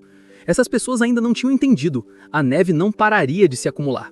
Contra sua vontade, Heng Feng ainda escolheu deixar o conforto de sua casa e descer até o saguão principal. Ele achou que brigar com os vizinhos seria problemático agora. Ele precisava diminuir a possibilidade de seu segredo ser descoberto. Na primeira olhada para o portão, todos podiam ver que a neve já os havia aprisionado dentro do prédio. Outros voluntários estavam irritados porque os caminhos que haviam limpado antes tinham sido apagados pela maior pilha de neve que já tinham visto. Decidindo ao menos abrir a porta, os voluntários viram Heng Feng e o chamaram para ajudar a abrir a entrada. Eles colocaram todo o peso de seus corpos contra a porta e empurraram na contagem de 3. Para surpresa de todos, ao abrir a entrada, uma quantidade enorme de neve entrou e expôs o saguão à fragilidade de uma tempestade de neve furiosa. A tempestade estava extrema e nenhum deles conseguia suportar o frio. Quando você chegava perto o suficiente da tempestade, até abrir os olhos podia causar lesões. Heng Feng se arrependeu de deixar seu sofá aconchegante para se submeter a trabalho braçal e congelamento. Se as pessoas saíssem naquele clima, a morte não seria algo distante. Felizmente, o resto dos voluntários chegou à mesma conclusão. Só um idiota tentaria sair com aquela temperatura. Falando em idiotas, ele finalmente chegou. Uma voz familiar demais no ouvido de Heng Feng. Era ninguém menos que o morador de rua Joe, também conhecido como Irmão Lee. Ele estava xingando todos por agirem como covardes quando deveriam estar impondo respeito em tempos difíceis como aquele. Os voluntários tremiam em suas botas enquanto tentavam convencer o Irmão Lee a desistir de sua estupidez. Ninguém deveria sair na brutalidade daquela nevasca. Mas o Irmão Lee era diferente. Primeiro ele terminou o cigarro que estava fumando em uma tragada só. Animado para entrar na tempestade como um maluco que era, o Irmão Lee avançou pela neve, trincando todos com as mãos. O idiota começou a cantar como um personagem de anime enquanto literalmente socava a neve, espalhando a pilha por todos os lados. Ele continuou fazendo isso por um tempo. Ele até conseguiu cavar um buraco do tamanho de um Joe sem teto no meio da pilha de neve do tamanho de um ser humano. Então veio o silêncio. Após alguns momentos, tudo que os voluntários puderam ouvir foram pedidos embolados de ajuda vindos de baixo da pilha de neve. Os outros tiveram que arrastar o Joe sem teto para fora da neve. Seu rosto parecia roxo de frio e por estar preso sob a neve pesada. Os voluntários finalmente decidiram que sair era impossível e fecharam o portão. Heng Feng correu até o Irmão Lee, tentando garantir que o gangster idiota estava bem. Ele pediu para todos irem primeiro ao estacionamento para procurar o responsável pela presença. Eles sempre poderiam decidir o que fazer quando a neve parasse. Com uma nevasca tão severa assolando o mundo inteiro, as pessoas não estavam mais numa situação em que o problema pudesse ser resolvido com força humana. No estacionamento subterrâneo, parecia que a atmosfera estava um pouco mais confortável por ser abaixo do solo. O Sr. Jiang, o líder de fato, estava cercado pelos proprietários, como sempre. Ao receber os relatórios do saguão, ele concordou que a operação de limpeza deveria fazer uma pausa. Além disso, a partir de agora, o estacionamento subterrâneo seria o ponto designado para doações e coletas. Heng Feng ficou discreto no fundo. Era a primeira vez que ele encontrava o cara de sobrenome Jiang do grupo de chat. Isso significava que aquele era o homem que tinha liderado o estabelecimento daquele comitê fraudulento eventual. Com seu comportamento gentil e bem articulado, o Sr. Jiang manipulava todos com a educação e a ilusão de apoio e unidade. O Sr. Jiang comentou sobre a impressionante enxurrada de doações de tantos proprietários. Essas generosas doações ajudariam aqueles que estavam com dificuldades, e por isso ele era grato. A vibe geral no estacionamento era bem positiva. As pessoas estavam se sentindo bem com seus atos altruístas. Isso lhes dava uma falsa sensação de unidade ao trabalharem pelo mesmo objetivo de sobrevivência. Heng Feng sabia algo que eles não sabiam. Eles só precisavam esperar para ver. Conforme o desastre continuasse por uma eternidade, eles logo se arrependeriam de ter entregue seus recursos. O Irmão Lee, ainda tremendo do truque idiota que tentou mais cedo, decidiu subir primeiro e se despedir de Han Fong. Olhando ao redor do estacionamento, Han Fong percebeu alguém chamativo. Era aquela enfermeira avoada que ele tinha conhecido no hospital quando quebrou a perna. Ela estava usando algum tipo de macacão fofo de inverno enquanto carregava desajeitadamente uma pilha de caixas. Ela claramente estava com dificuldade para atravessar a multidão de pessoas ao redor do comitê. Dada sua falta de jeito, ela acabou trombando com alguns caras parados ali. Ela teria caído direto no chão se não fosse por Han Fong surgindo para salvar o dia mais uma vez. Enquanto a segurava junto com a caixa, ele perguntou se a enfermeira corada estava bem. Quando ela finalmente abriu os olhos, ela agradeceu pelo salvamento e eventualmente reconheceu Han Fong do hospital. Então ela lembrou que a perna dele deveria estar gravemente ferida. Ele não deveria estar em condições de pegar donzelas em queda. Percebendo que havia agido antes de pensar na situação atual, Han Fong tentou encontrar uma saída. Ele se embaralhou nas palavras antes de dizer que sua velocidade de recuperação sempre foi ótima desde criança. Era muito pouco convincente com todos os gestos nervosos. Felizmente, a enfermeira era densa demais para perceber qualquer falsidade em suas palavras e ações. Ela apenas achou sua velocidade de recuperação fantástica. Hanfong ofereceu ajuda para carregar as caixas. Ela recusou no começo, dizendo que eram pesadas, mas nosso garoto insistiu. Depois de um pouco de insistência, ela finalmente confiou as caixas a ele. Assim que ele colocou as 2 mãos nos suprimentos, ficou pasmo com o quão pesados realmente eram. Eram anormalmente pesados. Curioso, ele perguntou o que tinha dentro. Ela explicou que eram principalmente suprimentos médicos que ela estava doando para os necessitados. Ela também reconheceu que poderia ser um pouco pesado e que ficaria bem levando até o ponto de doação. Encantado pela beleza e gentileza dela, você poderia colocar mais alguns quilos nos braços de Hanfing e ele não reclamaria. Como ela dizia ser mais forte que a maioria dos caras, a enfermeira Jean ficou lembrando-o repetidamente para não forçar muito. Quando perguntado se ela sempre foi forte desde criança, ela ficou um pouco defensiva ao responder que havia um motivo por trás de tudo. Ouvir essas palavras enigmáticas deixou Hanfong naturalmente curioso, mas ela parecia desconfortável em contar a história e se desculpou por tocar no assunto. É que algo tinha acontecido recentemente que ela não conseguia explicar. Além disso, eles já estavam conversando e andando por um tempo, e ela ainda não sabia o nome dele. Hanfong se apresentou educadamente. A enfermeira angelical também disse seu nome, Jin Shu. Pelo grande sorriso dela, parecia que ela realmente apreciou esse encontro inesperado. Ele ficava sem palavras sempre que via aquele sorriso. Ele seria feito se não fosse pela enfermeira Jean perguntar o que ele fazia, e ele respondeu honestamente que estava desempregado. Fala de perder uma gata na linha de chegada, meu rapaz. Mas graças ao destino, um homem impaciente acabou passando por perto, desequilibrando a enfermeira Jean. Lutando para se manter de pé, ela acabou caindo sobre Hanfong. Ele era o único que ela podia agarrar para se estabilizar. Isso também fez com que seus seios macios pressionassem repentinamente o braço de Hanfong. Sem nenhuma ris, Hanfong apenas ficou ali, saboreando o momento. A enfermeira Jean imediatamente se afastou e se desculpou, enquanto Hanfong tentava dizer que não tinha problema. Teria sido um encontro perfeito se não fosse por Lia Yona surgindo como uma zumbi sem dormir para se aproximar de Hanfong. Você podia ver os efeitos da fome e do frio cobrando seu preço nela. Como um parasita que é, a bruxa imediatamente se lançou sobre Hanfong, deliberadamente esfregando o peito no braço dele. Agarrando-o lentamente, ela perguntou quem era a moça de cabelo rosa e se era uma amiga. A enfermeira Jean imediatamente se sentiu incomodada e pegou as caixas de Hanfong. Ela só queria registrar suas doações e não atrapalhar a conversa de 2 amigos. Hanfong perguntou por que Riona estava ali embaixo enquanto lamentava ver a enfermeira Jean fugir em direção ao ponto de doação. A bruxa explicou que tinha descido para pegar alguns suprimentos, dizendo que estava preocupada com Hanfong, já que ele estava inativo. Ele coçou a cabeça e disse que estava prestes a mandar uma mensagem. Ela o chamou de mentiroso, já que ele estava feliz conversando com outra mulher agora há pouco. Então, vieram as perguntas sobre se ele tinha algum alimento sobrando em casa. Ela afirmou que estava quase sem comida e queria saber se poderia compartilhar um pouco da de Hanfong. Ele não ficou irritado ou algo do tipo. Pelo contrário, ele sorriu. Continuando seu ato de simp, Hanfong afirmou que não tinha muita comida sobrando, mas poderia dividir um pouco. Mas só dividiria alimento com pessoas que respondessem às mensagens. Agindo mais para frente, ele agarrou a bruxa pela cintura e perguntou se ela estaria disposta a acompanhá-lo ao apartamento dele por alguns dias. Não acostumada com a versão mais confiante de seu suposto simp, a bruxa perdeu a compostura por um segundo. Ela o empurrou e sorriu. Lie Riona insistiu que se Hanfong quisesse conversar, eles podiam simplesmente fazê-lo online. Levando isso como uma rejeição direta, Hanfong virou-se para subir ao seu apartamento. Em uma situação muito desesperadora, a bruxa agarrou-o antes que ele pudesse ir longe, dizendo para esperar. Ela afirmou que ele tinha mudado bastante ultimamente. Riona também declarou que sempre foi muito sincera sobre seus sentimentos. Com os olhos de cachorrinho mais convincentes possíveis, Riona afirmou que não queria que as pessoas pensassem que ela estava com Hanfong apenas por dinheiro, então ela precisaria de um pouco mais de tempo para algo mais sério. Hanfong olhou para sua encenação com o rosto corado. Felizmente, ele se controlou imediatamente. Se ele não tivesse morrido uma vez pelas mãos dela, teria acreditado nessas palavras. Mas agora, ele só queria arrancar aquela máscara feia. A questão era que ele ainda não tinha descoberto quem era o homem por trás da bruxa. Pensando bem, por que ele iria atrás do cara quando poderia agir como na vida passada até que Riona naturalmente trouxesse o homem até ele? Desta vez, ele estaria mais preparado. Claro, eles tinham um bastão de ferro, mas Hanfong tinha um rifle sniper. Percebendo isso, ele decidiu não balançar muito o barco e brincou dizendo que só estava tirando sarro dela. Agora, a bruxa estava um pouco envergonhada por fazer outra aula de atuação por causa de uma piada. Mesmo assim, Hanfong afirmou que esperaria a mensagem dela para entregar alguns suprimentos no dia seguinte. Com isso, eles finalmente se despediram. Ela até disse para chamá-la se houvesse algo que ele quisesse conversar. Quando a bruxa saiu do estacionamento, um sorriso maligno surgiu nos cantos de sua boca repugnante. Sem que ela soubesse, desta vez não era Hanfong quem estava sendo manipulado. Ele realmente gostava de atormentá-la na maciota. 2 dias se passaram sem Hanfong contactar a bruxa. Isso resultou em Lie Riona explodindo o celular dele com mensagens irritadas sobre a entrega dos suprimentos prometidos. Han Fong apenas deixava todas as mensagens salgadas se acumularem enquanto comia um bife bem quente, acompanhado de um refrigerante gelado.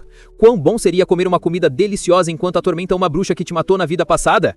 Finalmente descobrir um método para fazer carne deliciosamente suculenta foi um divisor de águas. O clima frio lá fora era perfeito para a comida quentinha lá dentro. Enquanto todos estavam miseráveis no frio, esse cara estava literalmente suando de rouparão. Um verdadeiro Shadi. Ele não estava apenas vagabundeando nesses últimos dias. Ele conduziu inúmeros experimentos que lhe permitiram confirmar duas coisas importantes. Primeiro, sua carne não podia ser expandida ilimitadamente. Segundo, assim como os grãos de soja, a carne podia ser reproduzida sem limite. Seus experimentos já renderam quilos e quilos dela.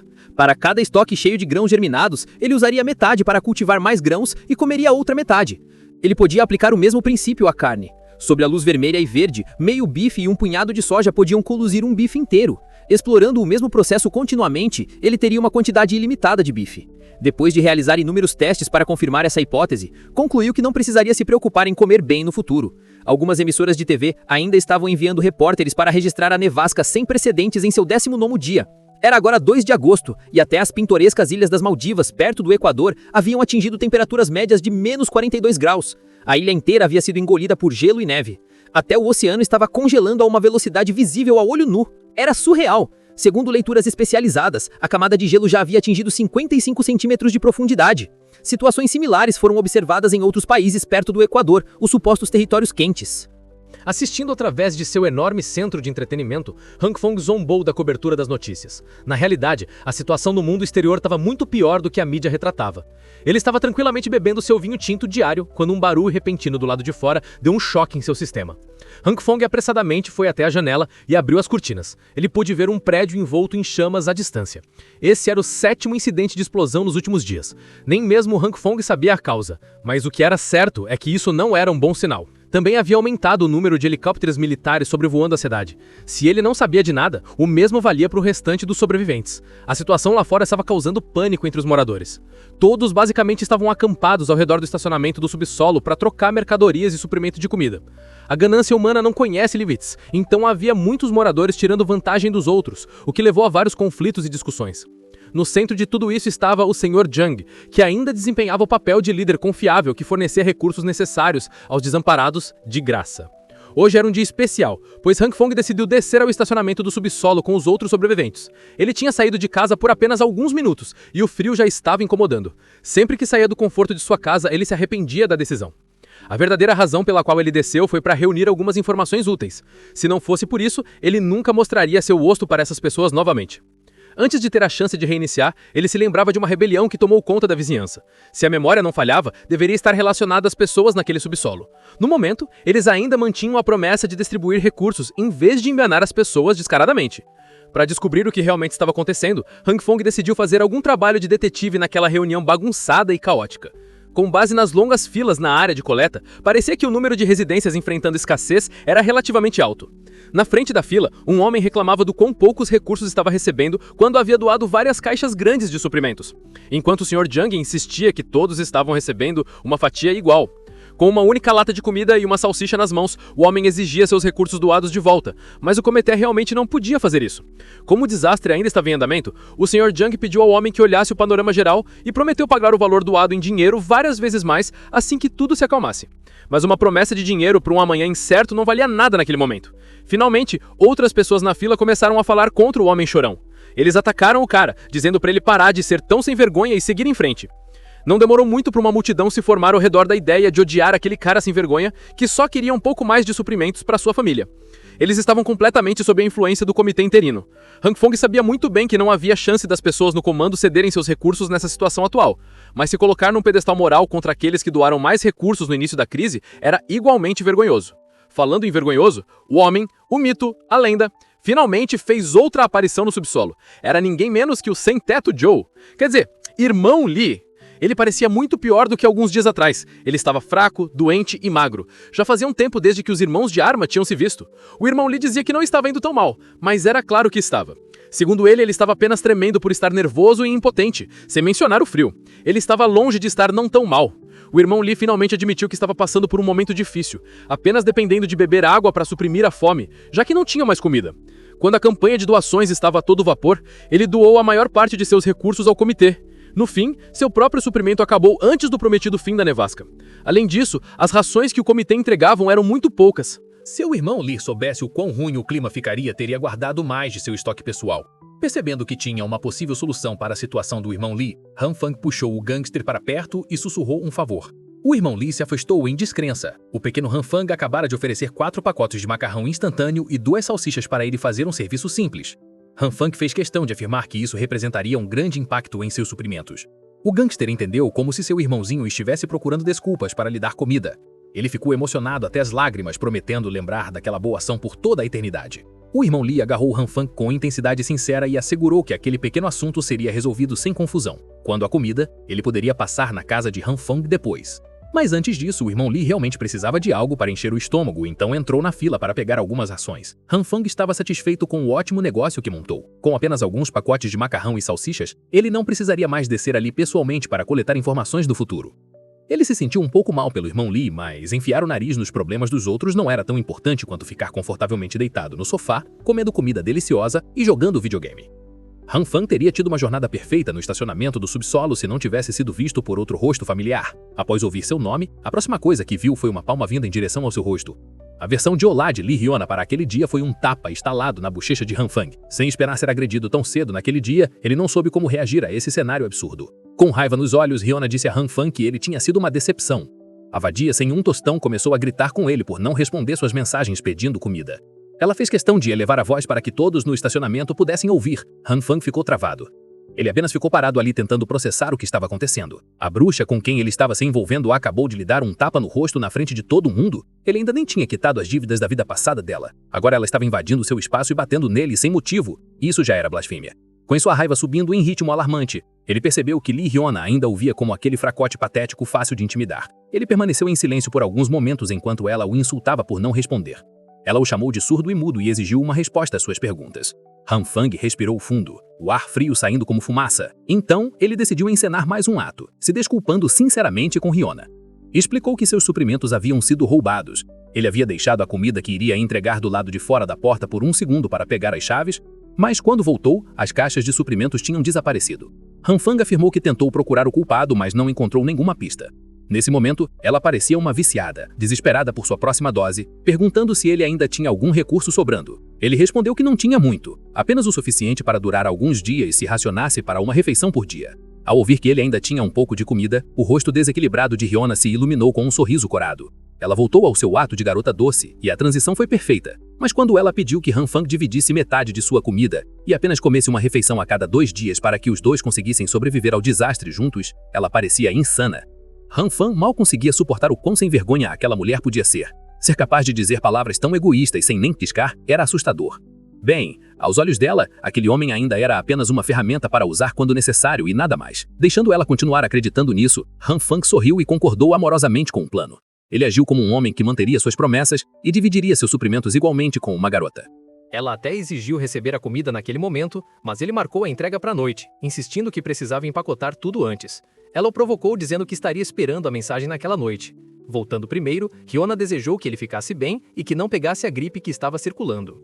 Han Fang se despediu também, um plano sinistro já se formando em sua mente mesquinha.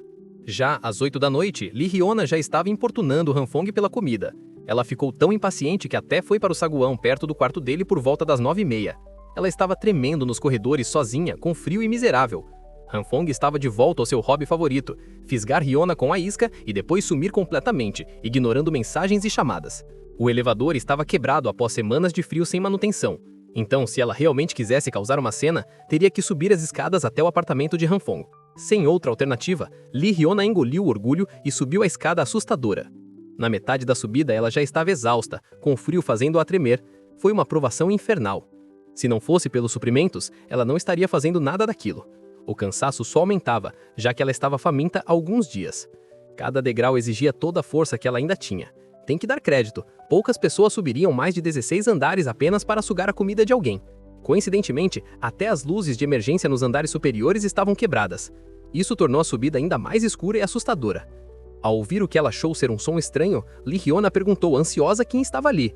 Para responder sua pergunta, um saco plástico preto veio direto dos andares superiores, prestes a cair sobre sua cabecinha bonita. Chocada e incapaz de se mover, Riona foi forçada a apenas ficar parada e esperar o saco preto atingir seu corpo. Assim que o saco caiu com um estrondo, as luzes de emergência voltaram a acender e poeira branca encheu a escada. A sempre alegre e sorridente Lee Riona ficou coberta de farinha da cabeça aos pés. À sua frente estava Han Fong. Ele afirmou que havia adormecido e correu imediatamente para baixo com os suprimentos quando viu as mensagens dela. Quando a luz apagou, ele acidentalmente deixou cair o saco de farinha, causando aquela situação. Limpando a farinha e o plástico do cabelo e do casaco, Riona se sentiu nojenta enquanto pequenas pistas de sua verdadeira personalidade repugnante escapavam pela máscara. Han Fong estava bem satisfeito com aquela visão. Ele havia preparado esse trote maldoso especialmente para ela e ainda não havia terminado. Ele levantou outro saco plástico, dizendo à bruxa que havia embalado seus recursos restantes para ela. Ao inspecionar, ela percebeu que a maioria dos alimentos e produtos já estavam mofados. Pareciam mais lixo do que comida. Fingindo ser bobo, Han Fong coçou a nuca e afirmou que tinha trabalhado duro para manter aquelas sobras guardadas. Havia até carne apodrecida ali no meio. Então ele habilmente mudou a postura para ofendido, agarrando o saco plástico e dizendo que ela devolvesse se não quisesse. Com medo de passar mais um dia com fome, a bruxa rapidamente puxou o saco de volta, afirmando que queria sim. Han Fong a observou cuidadosamente de cima a baixo. Ele zombou de si mesmo. À sua frente estava a suposta deusa que ele perseguira com tanta devoção antes. Agora, ela parecia uma viciada sem teto presa do lado de fora numa noite de inverno. Ela estava revirando o saco de lixo, tentando encontrar algo comestível naquela pilha de mofo. Ela até agarrou com ganância o saco restante de farinha da mão de Han Fong. Lee Riona estava comemorando até mesmo meio saco de farinha, sem ligar pelo fato de ter sido coberta pelo pó branco minutos antes. Ela então foi embora sem agradecer ou se despedir, mas Han Fong não se importou. Dar a ela seu lixo literal para comer já seria suficiente para deixá-la com problemas estomacais por alguns dias. Tomar banho naquele clima era impossível, então ela teria que andar por aí com farinha grudada no corpo por um tempo. Enquanto Han Fong voltava alegremente para casa, começou a sentir algo estranho. Fingiu que não percebeu, mas havia algo se movendo ao fundo. Mantendo a atenção, Han Fong agiu naturalmente, caminhando até seu apartamento. Ele saiu da escada e andou como se tudo estivesse normal. Uma sombra de uma figura seguiu seus passos alguns segundos depois. Era definitivamente uma pessoa, julgando pelas botas de neve que usava. Aproveitando o fator surpresa, Han Fong se escondeu atrás da porta e atacou a figura misteriosa que o seguia. Ele se assegurou de agarrar a pessoa misteriosa com firmeza e força, derrubando-a no chão.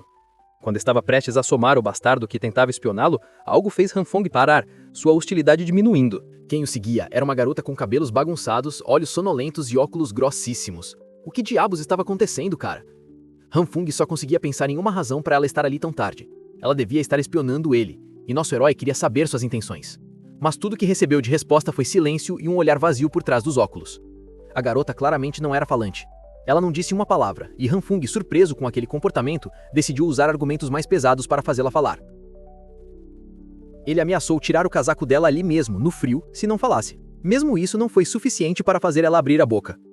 Han Fong se cansou de mexer com ela e decidiu deixá-la ir dessa vez, mas da próxima vez, ela talvez não tivesse a mesma sorte se espionasse ele. Agora ela deveria parar com aqueles joguinhos silenciosos e correr para casa antes de congelar. Quando nosso herói estava prestes a ir embora, de repente sentiu alguém puxar sua manga. A garota silenciosa não ia deixá-lo sair tão facilmente. Embora Han Fong não entendesse o que ela queria, ela apenas olhou para ele e continuou em silêncio.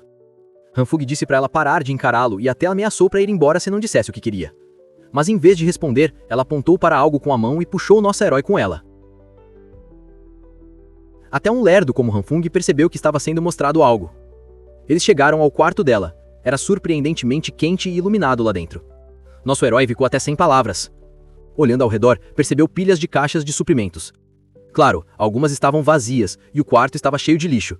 Mas o fato de essa garota ter tantos suprimentos semanas após o início do apocalipse era incrível. Será que ela também tinha se preparado com antecedência? Han Fong perguntou diretamente se ela sabia com antecedência que o apocalipse de gelo começaria, e surpreendentemente ela finalmente falou. Embora tenha dito algumas coisas estranhas, revelou que tinha feito cálculo sozinha e chegado ao resultado que previa uma futura era glacial. Ela era a pessoa estranha que postava no chat da comunidade sobre a chegada do apocalipse de gelo antes dele acontecer. Han Fong, claro, não entendia nada do que ela dizia. Era difícil para um idiota como ele entender que, fazendo pesquisas e cálculos, às vezes se pode saber o futuro sem nem ser um regressor renascido. Mas Han Fong sabia que ela provavelmente não o chamou ali para falar de sua pesquisa. E ele estava certo. Ela mostrou claramente o verdadeiro motivo. A garota tinha várias telas no quarto com imagens de câmeras de segurança, e em todas elas estava nosso herói.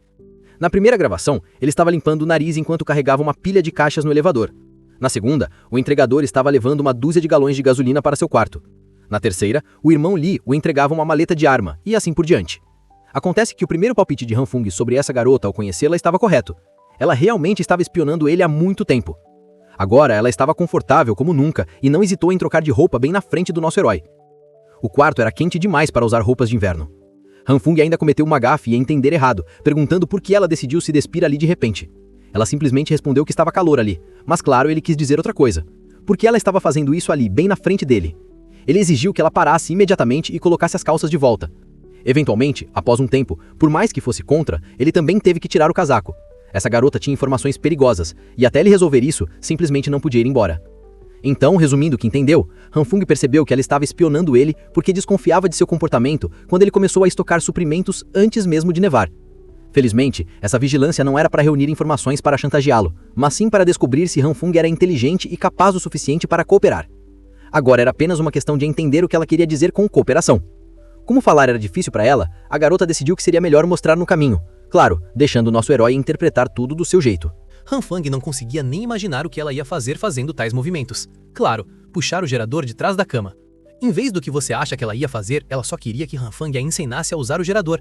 Ela era mestre em tudo relacionado a computadores e livros, mas as habilidades do dia a dia necessárias para a sobrevivência eram criticamente escassas. Depois de um tempo, o gerador estava funcionando de forma estável. Vamos deixar de lado o fato de que ligar um gerador dentro de um quarto é uma péssima ideia. Vamos assumir que este gerador era movido a hidrogênio e era bem silencioso. Han Fung esperava que aquilo fosse o fim dos pedidos dela, mas não foi o caso. Os olhos azuis dela estavam pedindo ajuda novamente, desta vez com um aquecedor de água. Nosso herói rapidamente o configurou e agora ela deveria ter água quente o dia inteiro graças à energia do gerador. Mas ainda assim, Han Fung a aconselhou a economizar água e lembrar de fechar a torneira. Em seguida, ela pediu ajuda com a geladeira. Estava uma bagunça inimaginável, e nosso herói teve que ensiná-la que carne crua deve ser colocada no freezer, não na geladeira. Caso contrário, estraga rápido. Além disso, ela precisava manter tudo limpo ou logo ficaria doente. E ele não ia fazer tudo aquilo por ela, ela tinha que fazer sozinha. Han Fung não conseguia entender como ela tinha vivido até ali sem saber coisas tão básicas. Ele até teve que mostrar como trocar e conectar os botijões de gás no fogão. Ela precisava lembrar das precauções de segurança e repetir claramente todas as ações dele. Só ficou mais complicado a partir daí. Han Fung teve que ensiná-la a cozinhar e assar comida no fogo. Finalmente, quando nosso herói estava completamente exausto, um jantar delicioso ficou pronto e ele a aconselhou a comer enquanto ainda estava quente. Ele mesmo não conseguia entender como tinha chegado àquela vida. Passou o dia inteiro cuidando de uma criança adulta. A capacidade de sua nova amiga de cuidar de si mesma era muito baixa. Embora ela não parecesse nem um pouco constrangida, o jantar estava bom demais. Han Fung percebeu que não havia entendimento naquele assunto e se desculpou de forma desajeitada, dizendo que estava apenas brincando. Ele estava incrivelmente cansado pelo dia e não conseguia sonhar com nada além de sua cama quente. Acontece que ele não era o único cansado durante o dia. Quando voltou sua atenção para a garota, ela já estava dormindo. E a mesa com comida servia como cama muito bem. Essa foi a primeira vez que Han Fung viu alguém dormir enquanto comia. Ainda assim, decidiu carregá-la para a cama. Quem diria que ele passaria o dia ensinando uma criança? Durante a noite, a nevasca só se intensificou e a temperatura caiu ainda mais. Han Fung tinha acabado de acordar e já tinha visitas exigindo sua atenção. Era a mesma garota novamente. Ela tinha trazido presentes para agradecê-lo pela ajuda. Até nosso herói ficou surpreso com sua generosidade. Ela tinha trazido muita coisa. Mas depois que Han Fung levou as caixas para dentro, ela continuava parada na porta e não ia embora de jeito nenhum. Aquele olhar ele já conhecia. Ela queria pedir outro favor. Ela tinha trazido um gerador com ela e pediu para ele ensinar mais uma vez. Ela parecia não ter memorizado as lições de ontem, então Han Fung teve que começar tudo de novo. Depois de alguns dias conversando com a garota, ele percebeu que ela era uma completa idiota quando se tratava de sobrevivência. Também lhe faltava criticamente bom senso e entendimento do que era apropriado e do que não era. Mas ela não desistia, e todos os dias arrastava Han Fung para o quarto dela para aprender habilidades de sobrevivência e do dia a dia. Depois de um tempo, ela finalmente conseguiu cozinhar algo remotamente comestível e parecido com uma refeição.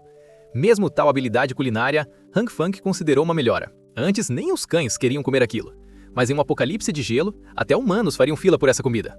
Após tanto tempo, Han Fung finalmente decidiu descobrir o nome da garota. Ela se apresentou como Zhao Xingan. Ainda era um mistério para Han Fung por que ela falava tão estranhamente e o que havia de errado com ela, mas ele não ia deixá-la ao próprio destino. Enquanto isso, no subsolo onde os suprimentos estavam sendo distribuídos aos moradores necessitados, as coisas não estavam nada calmas. Os moradores famintos estavam brigando entre si pelo pouco que restava. O caos reinava, e os moradores começaram a tomar suprimentos uns dos outros, argumentando que ninguém poderia provar de quem eram os suprimentos. Os fracos simplesmente caíam de exaustão e os fortes tentavam pegar mais. Parece que os dias tranquilos naquela comunidade acabaram. As pessoas estavam lutando por recursos que acreditavam ter direito. Eles guardavam o pouco que conseguiam saquear com suas vidas. Qualquer tentativa de roubo rapidamente se transformava em violência sem sentido. Eles se socavam e chutavam uns aos outros sem piedade, até que seus punhos e sapatos ficassem ensanguentados. Enquanto todos apressavam o colapso da civilização, o Sr. Jiang permanecia calmo durante a tempestade. Ele aumentou o volume do megafone em suas mãos e parou a briga completamente quando todos taparam os ouvidos de dor. O cara estava usando um ataque sônico de verdade. Um verdadeiro super vilão. Após alguns segundos daquele som estridente, o Sr. Jiang finalmente se dirigiu aos sobreviventes. Ele perguntou se já tinham tido o suficiente de brigar. Ele pegou um dos homens severamente espancados e explicou que, por causa daqueles poucos recursos restantes, eles estavam arriscando a morte. Isso não era a definição de ridículo. Mas as massas ainda estavam irritadas. O Sr. Jiang foi quem sugeriu o sistema de doações, e agora eles recebiam apenas um pacote de macarrão a cada poucos dias. Se não morressem brigando, morreriam de fome. O Sr. Jiang fingiu que estava ouvindo suas reclamações sobre o problema da distribuição de recursos, ou a falta dela. Ele virou-se para o povo e falou sério. Se estavam brigando por motivos tão ridículos, então talvez merecessem morrer de fome. O Sr. Jiang fez a pergunta sobre quem causou a situação em primeiro lugar e pediu que pensassem bem. As massas irritadas o culparam por isso. Ele pegou um pedaço de pão e começou a fazer sua mágica enquanto ajudava o povo a lembrar do que realmente estava acontecendo. Pães que antes eram vendidos por alguns dólares, agora poderiam ser comprados por quem tinha recursos abundantes por dezenas ou centenas de dólares. A elite espremia os desafortunados até secá-los. Chegou ao ponto de dividir um pedaço de pão em 5 ou 10 partes para leiloar. Eles usavam o desastre para enriquecer. Já os pobres, no estacionamento do subsolo, tinham ficado sem dinheiro e sem recursos fazia tempo. Mas ali estavam eles, em conflito interno por causa de um sistema que costumava funcionar. Eles estavam se matando enquanto os ricos, que tinham muitos suprimentos, acumulavam seus tesouros sem doar nada para o bem comum. Eram eles que aumentavam os preços com malícia. E ainda assim, ali estavam os pobres, famintos, e lutando até a morte. O Sr. Jiang perguntou se aquilo parecia justo. Sentindo que agora tinha as massas comendo em sua mão, o Sr. Jiang pediu que todos parassem o que estavam fazendo e se unissem para retomar os recursos que pertenciam a todos. Aqueles cidadãos famintos e enfurecidos começaram a racionalizar o que acabaram de ouvir, convencidos de que estavam sendo tratados injustamente porque os ricos eram os únicos recebendo todos os benefícios, enquanto o resto tinha que lutar só para evitar a fome e a morte. Jiang observou enquanto as peças do quebra-cabeça se encaixavam sozinhas após plantar a semente do ódio na mente das pessoas. A insatisfação e a raiva que as massas sentiam agora apontavam para cima, para os outros moradores do prédio. Os sobreviventes acreditavam que estavam apenas tomando a parte que lhes pertencia. Vendo a violência, o caos e o desespero borbulhando, o Sr. Jiang sorriu silenciosamente. Em meio ao caos crescente, o sem-teto Joe, também conhecido como Irmão Lee, pôde ser visto. De todas as pessoas, ele era o único que conseguia enxergar através das mentiras daquele discurso. As pessoas praticamente enlouqueceram e algo grande estava prestes a acontecer. Ele precisava avisar Han Fong o mais rápido possível. No quarto de Han Fong, ele estava apenas deitado, fingindo ler um livro enquanto roncava. Ele foi acordado pelo toque do telefone. Recebeu as mensagens do Irmão Lee sobre o problema que estava surgindo no estacionamento do subsolo. Com a incitação contínua do Sr. Jiang, as pessoas agora planejavam roubar recursos de todos os outros. Eles estavam indo de porta em porta e arrombando fechaduras. Esses invasores estavam armados e prontos para machucar. O Irmão Lee aconselhou o Han Fong a se esconder e não enfrentar esses lunáticos de frente. Ele só podia esperar que o sem-teto Joe conseguisse se cuidar lá fora.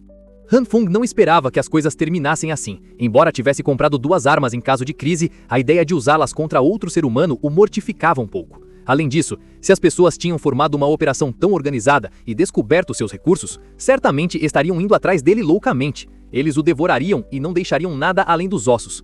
E por isso, ele precisava estar preparado para todos os tipos de cenários. Por enquanto, ele recuperou um monte de fios, ferramentas e alguns extintores da sala de estoque.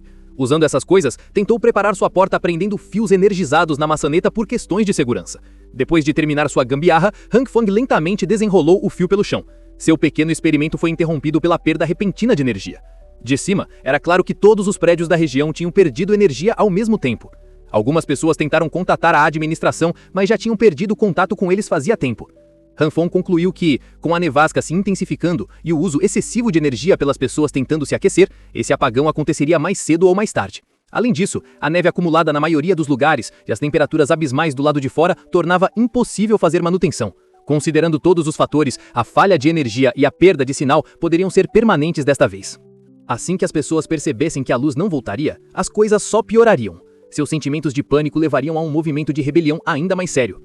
E é aí que o verdadeiro inferno começaria. 30 minutos antes da queda de energia, a bruxa, Lee Hyuona, estava enfiando o macarrão na boca com avidez. Seu atual benfeitor estava se gabando de como comprou recursos por 50 vezes o preço de mercado algum tempo atrás, e aquelas pessoas pobres não conseguiam resistir e venderam tudo caladas. Por todos os recursos que ele tinha estocado, gastou apenas $500 mil. Ele também começou a prática de leiloar suprimentos, deixando os pobres lutarem apenas para conseguir uma migalha. Usando essa tática, o loirinho lucrou bastante. Ele passou a mão pelo rosto de Lee Hyone e perguntou se ela achava que tinha tomado a decisão correta ao segui-lo. A bruxa sorriu e balançou a cabeça animadamente. O riquinho já estava pensando em fazer o que quisesse com aquela garota bonita, contanto que tivesse recursos para comprar sua obediência. O momento deles foi interrompido pelo som de passos apressados no corredor. Era o pessoal do estacionamento vindo com ferramentas para arrombar portas no meio da noite. O loirinho ouviu que ele estava sendo especificamente alvo por liderar a alta de preços no grupo de mensagens. Os invasores começaram a bater e chutar sua porta, tentando forçá-la a abrir. O loirinho podia ser rico, mas será que todo aquele dinheiro poderia salvá-lo do que estava por vir? Ele ficou parado, sem saber o que fazer enquanto as pessoas tentavam continuamente invadir. Finalmente, o culto enlouquecido dos soldados famintos do Sr. Jung foi até o limite. A tempestade de neve continuava a rugir, sem sinais de parar. Dentro do forte de Hangfong, a bagunça acumulava enquanto fios e suprimentos cobriam o chão. Ele ainda estava trabalhando em sua armadilha estilo Esqueceram de Mim na porta, criando muita bagunça. Hangfong fez tudo o que deveria para montar a porta armadilhada, mas o medidor indicava que não havia energia passando. Justo quando se perguntava o que tinha dado errado, um amontoado de fios mal amarrados explodiu e queimou. A linha deve ter ficado energizada naquele momento. Pego na explosão, Hangfong tossiu e tentou se recompor. Ele apagou o fogo no fio. Ainda não conseguia entender o que estava fazendo de errado e o que estava tornando o processo tão difícil. Se a internet ainda estivesse funcionando, isso não seria problema algum. Infelizmente, alguém começou a bater na porta antes que ele pudesse terminar sua armadilha. Hangfong se levantou e olhou cuidadosamente pelo olho mágico para confirmar quem estava do outro lado. Ele não conseguiu ver um rosto, mas viu alguém de estatura muito baixa e cabelos espetados. Era aquela garota excluída novamente. Desta vez, ela veio com sua expressão apática característica, pedindo ajuda. Não era um bom momento para Hangfong, pois ele estava ocupado improvisando armadilhas lá dentro. Mas então lembrou do incidente que o mandou de volta ao passado quando foi seduzido por uma bruxa e atacado por um louco. Ele soltou a mão da maçaneta. Temendo que poderia estar do outro lado, Hangfong avisou a garota que as pessoas estavam arrombando portas e roubando suprimentos. Em vez de deixá-la entrar, ele apenas disse para ela voltar para casa rapidamente, pois ele não abriria a porta para ela. A garota excluída permaneceu no corredor sombrio e frio. O silêncio tomou conta. Então ela começou a bater ainda mais forte e alto na porta. Quando Hangfong ainda se recusou a deixá-la entrar, ela escolheu sentar e tremer no chão da entrada. O frio estava afetando-a, e as vozes dos invasores começavam a ficar mais altas conforme chegavam ao andar de Hangfong.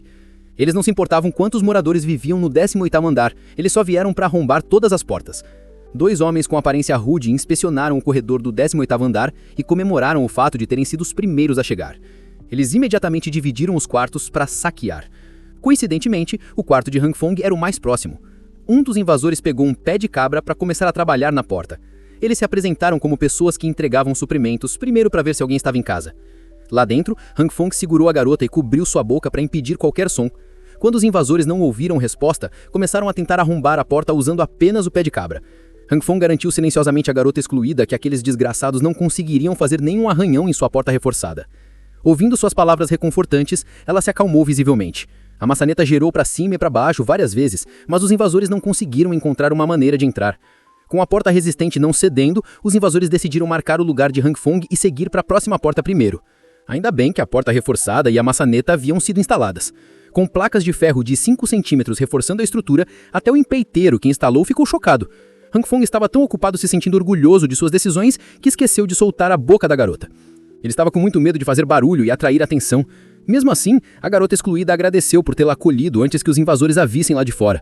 Eles decidiram esperar mais alguns minutos só para ter certeza, mas parecia que os invasores já haviam ido embora.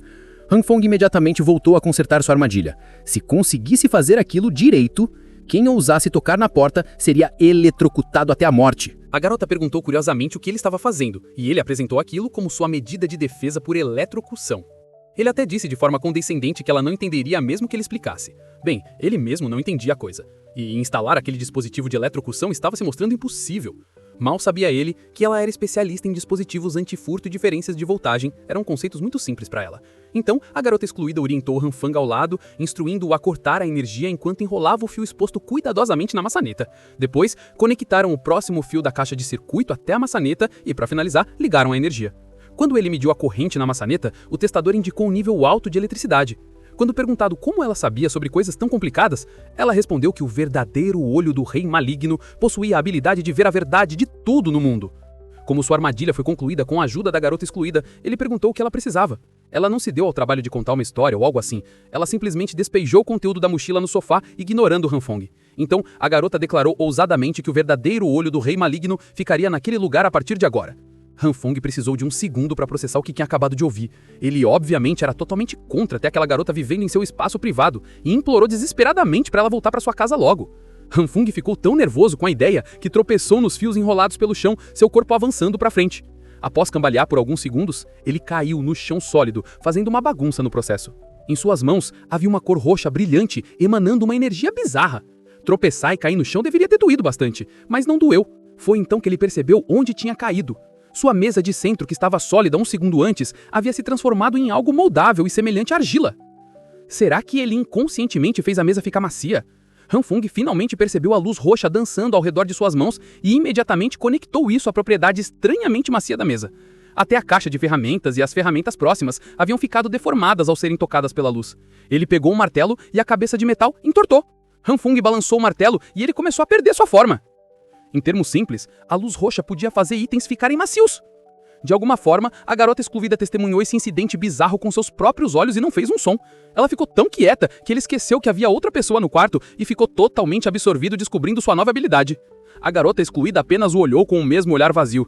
Então ela se iluminou e o rotulou como um emissário escolhido pelo verdadeiro olho do rei maligno, seja lá o que isso significasse. Hanfong decidiu entrar na brincadeira assumindo o papel de subordinado selecionado pelo rei maligno em vez de revelar seu poder. O pensamento daquela garota parecia peculiar, então talvez ele conseguisse se safar. Como emissários aliados, ela propôs que se ajudassem mutuamente, significando que o apartamento de Hanfong, onde ele descansava, deveria ser compartilhado. Assim que ele estava prestes a rejeitá-la novamente, a garota excluída já estava indo em direção a um dos quartos, como se fosse dona do lugar. Ele nem tinha concordado com a proposta ainda, e aquela mulher já achava que eles estavam construindo um covil para o Rei do Mal. Não era um problema tão grande, então ele apenas deixou para lá. O mais importante agora era descobrir exatamente o que era aquela luz roxa. À primeira vista, parecia ter a habilidade de deixar as coisas macias, o que significava que ele possuía mais do que apenas 2 tipos de luzes. Talvez houvesse muitas outras que ele ainda não havia descoberto. O incidente que iniciou tudo foi ele tropeçando nos cabos e quase caindo na mesa de centro, que havia se tornado macia. Seria lógico tentar recriar a sensação daquele momento para reproduzir o poder. Depois de se concentrar naquela imagem por um tempo, Hanfong conseguiu invocar as luzes roxas novamente. Ele estava pegando o jeito de chamar seus poderes automaticamente. Agora, a primeira coisa em que ele testou foi nos cabos que desencadearam a descoberta. Depois ele passou para outras coisas, mais especificamente uma faca de cozinha afiada. Curioso, ele ativou a luz roxa e sua essência suja rapidamente engoliu toda a lâmina. Ele ficou chocado ao ver que o efeito de amolecimento não tinha problema em funcionar no aço também. Ficou tão macia que a faca antes afiada parecia gelatina envolvendo sua pele. Depois disso, ele saiu testando esse toque de amolecimento em vários outros materiais também. Todo material doméstico que ele conseguia pensar era suscetível ao poder. Quanto mais ele usava a luz roxa, mais macios eles ficavam. Além de alterar a maciez de um objeto, não havia outras mudanças. Por si só, o efeito da luz roxa era bem inútil e impraticável. Então, outra ideia surgiu para Hanfong. Um conceito com o qual ele já estava familiarizado. E se ele combinasse 2 tipos diferentes de luz? E se ele misturasse roxa e verde e aplicasse ao mesmo tempo em um objeto amolecido? Não demorou muito para ele ficar bom em mesclar 2 luzes em uma só. Ele pegou a faca derretida e amolecida, aplicou luzes roxa e verde por toda ela e gritou Bankai como se fosse de Bleach. Para sua surpresa, realmente funcionou. A faca de cozinha derretida e amolecida voltou ao estado sólido, resistente e afiada como sempre. Inferno, ele até poderia usar a lâmina como espelho, considerando quão polida ficou depois de aplicar as luzes combinadas. Ele olhou ao redor do quarto e encontrou uma caixa de lenços jogada ali. Curioso, Hanfong fez a mesma coisa com um pedaço de papel de lenços e tentou entortá-lo. Ele teve muita dificuldade, o que significava que ele podia alterar a resistência de um item quando 2 luzes diferentes eram combinadas. Além disso, a resistência que as luzes verde e roxa conferiam aos objetos era extremamente alta. Falando em resistência, ele não teria um uso muito importante e prático para essa habilidade? Enquanto isso, os moradores que haviam saqueado os suprimentos de outras pessoas começaram a agir egoisticamente ao se recusar a entregar os recursos que roubaram, escolhendo mantê-los para si por medo de ficarem sem. Eles argumentavam que não queriam dividir o saque conquistado com tanto esforço com as mulheres e idosos, mas ainda tinham que manter isso em segredo ou poderiam se ferrar se vazasse. Enquanto os saqueadores tramavam seu crime descarado, um deles notou algo estranho acontecendo nas paredes. Para sua descrença, a parede do 18º andar parecia estar se contorcendo. Iluminando sua superfície, um rosto começou a emergir do que deveria ser concreto sólido. Ele se movia e fazia caretas como se estivesse tentando se libertar das garras da parede. Os saqueadores podiam ser criminosos durões quando saqueavam por recursos, mas aquilo era algo inexplicável e totalmente assustador. Assim que os braços do rosto se juntaram como se fosse uma aparição fantasmagórica tentando romper o reino mortal, fim de jogo. Qualquer um pensaria que estava testemunhando atividade paranormal na vida real. Os saqueadores correram de volta às pressas para o andar de baixo com medo do que o 18º andar poderia ter reservado para eles. Enquanto isso, Han Fong estava com dificuldade para respirar enquanto esticava as paredes macias com o seu rosto. Era bem difícil de fazer. Ele precisava sair daquela bagunça macia e parecida com argila antes que ficasse sem oxigênio, pelo bem da experimentação. Ele escolheu uma das suas paredes como campo de teste para seus poderes de luzes roxa e verde combinadas. Mas aplicar essas luzes em uma parede inteira era cansativo demais. Após um tempo, ele conseguiu fazer enormes quantidades de luz se juntarem e se mesclarem umas com as outras. Foi um processo extremamente exaustivo, mas deu a ele uma parede ainda mais resistente e sólida do que ele já tinha. Para testar, ele trouxe uma marreta para verificação. Ele ficou de frente para a parede fortalecida e levantou a marreta, determinado a verificar se havia conseguido. Com expectativa no olhar, ele começou. Han Fong balançou o martelo com toda a força, fazendo contato sólido com a superfície da parede. Ele fez isso várias vezes, tantas que mal conseguia segurar a marreta pesada. Apesar disso, o esforço valeu a pena, pois sua parede aprimorada se mostrou extremamente resistente. Ele não conseguiu sequer arranhar a superfície usando toda a sua força. De volta ao estacionamento do porão, a maioria dos saqueadores havia retornado para entregar algumas sacolas do que roubaram. Um homem coçou a cabeça enquanto pedia desculpas por ter conseguido pegar apenas um pouco de comida ao ser inspecionado. Ele parecia tenso, e quando alguém tocou seu ombro, seus nervos dispararam. O cara que o tocou no ombro derrubou-o no chão, imobilizando seus braços atrás das costas. Esse cidadão preocupado era um dos irmãos Jin. Ele pressionou forte e exigiu saber onde o resto da comida roubada estava escondida. Um saqueador negou ter escondido suprimentos, mas o irmão Jin claramente o viu carregando 3 sacolas grandes antes de entregar apenas uma pequena. Mesmo com os braços sendo torcidos, ele continuou negando veementemente ter escondido recursos. Como parecia que ele não iria falar com apenas uma torcidinha no braço, talvez uma boa surra arrancasse alguma honestidade do homem. Justo quando o irmão Jin estava prestes a descer o braço no saqueador desonesto, alguém o interrompeu calmamente com um simples toque no ombro. Para a surpresa de todos, era o homem do povo, Sr. Jiang. Sr. Jiang pediu ao jovem que soltasse o saqueador primeiro para que pudessem conversar, caso realmente houvesse um problema. Ele ouviu o caso do alimento escondido secretamente, que deveria ser para todos, e queria lidar com isso do seu próprio jeito. O irmão Jin finalmente cedeu e jogou o pedaço de lixo no chão por consideração ao Sr. Jiang. Quando o saqueador olhou para cima, viu uma mão estendida oferecendo ajuda. Ela pertencia ao representante do estacionamento do porão, o benevolente Sr. Jiang. Seu sorriso trazia paz e calma às pessoas, mas sempre havia algo sinistro por trás daquele rosto bondoso. Após alguns minutos conversando e convencendo, o homem finalmente trouxe o resto da comida que havia escondido. Assim como dito antes, haviam mais 2 sacolas grandes não contabilizadas. O homem pediu desculpas envergonhado por ter sido ganancioso, pois tinha 5 bocas para alimentar em casa, e a comida distribuída não era suficiente. Ao ouvir isso, o Sr. Jiang pegou sua parte da ração do dia e entregou generosamente ao homem. Ele respeitava as regras. As pessoas precisam entregar o que coletam para receber rações de acordo com o número de pessoas na casa. Mas ele conseguia compreender aqueles que estavam passando por dificuldades vivendo daquele jeito. O gesto de bondade quase fez o saqueador desonesto chorar ali mesmo ao agradecer o Sr. Jiang de coração. O ladrão mentiroso Lao Wang jurou que, se o Sr. Jiang precisasse de qualquer coisa no futuro, ele estaria ao seu serviço. Virando-se para as massas enfileiradas, o Sr. Jiang pediu que recebessem suas rações rapidamente e voltassem logo para casa. Os irmãos Jin estavam curiosos sobre como o Sr. Jiang conseguiu fazer o ladrão entregar tudo tão facilmente e por que deu ração extra da sua própria parte. Ele insistiu que não fez muito, apenas ajudou o homem a entender um certo princípio. Claro, os irmãos Jin estavam curiosos sobre esse princípio. O Sr. Gen explicou que na história do país, houve várias vezes em que mutins e rebeliões ocorreram devido ao choque de interesses entre diferentes classes sociais. No entanto, a natureza desses mutins era definida como comportamento social coletivo. Se você não fosse preso no local, não seria condenado em tribunal. Tudo que o Sr. Jiang fez foi informar ao homem que se ele quebrasse as regras, o coletivo não acolheria mais. Ele se tornaria apenas um criminoso comum, além de enfrentar as punições da lei depois que o desastre passasse. Aquele cara ainda teria que lidar com a vingança dos proprietários de quem ele roubou. Esses medos todos juntos tornaram a decisão fácil. O tio Lu assistiu tudo de longe, apenas um observador passivo. Ele sabia que o Sr. Jiang omitiu o fato de que dentro dos grupos de agitadores sempre haveria um líder guiando as ações coletivas. Heróis e até vilões sempre surgem em tempos turbulentos, e ele podia ver esse potencial nesse jovem Yang. Quanto ao nosso MC, ele ainda estava ocupado balançando sua marreta em diferentes partes da casa, para garantir que fossem praticamente indestrutíveis. Essa atividade estava drenando bastante sua energia, mas pelo menos agora ele tinha janelas invencíveis. Agora que a casa inteira havia sido fortalecida e a verificação de resistência estava concluída, ele finalmente poderia relaxar, certo? Nesse momento, alguém começou a bater em sua porta novamente. Isso estava se tornando cada vez mais comum. Ele andou suavemente pelo chão e se perguntou se eram aqueles vizinhos ladrões de recursos de novo. Ao chegar na entrada, ele olhou pelo olho mágico para ver o que estava acontecendo. Para sua surpresa, era ninguém menos que Lia Iona, chamando seu nome com lágrimas nos olhos, tremendo de frio. Essa era uma cena extremamente familiar. Ela começou a dizer como não podia trair os sentimentos que ele tinha por ela, que só se entende o coração de alguém em tempos difíceis, e que apenas alguém que realmente a amasse iria investir nela incondicionalmente. Se ele apenas abrisse a porta, ela abriria seu coração. A mente de Han Fong reproduziu a noite em que ele morreu após ser emboscado em seu próprio quarto. Ele se lembrou de como essa bruxa e seu parceiro zombaram dele. Hoje, essa garota estava repetindo exatamente as mesmas palavras que disse antes dele morrer. Isso significava que do lado de fora da porta havia um homem esperando para esmagar sua cabeça caso ele caísse no truque. O primeiro pensamento de Han Fong, agora que sua vingança finalmente podia começar, era pegar a arma e matar esse casal de cachorros diretamente. Mas ele parou no meio do caminho já que não havia eletricidade no momento.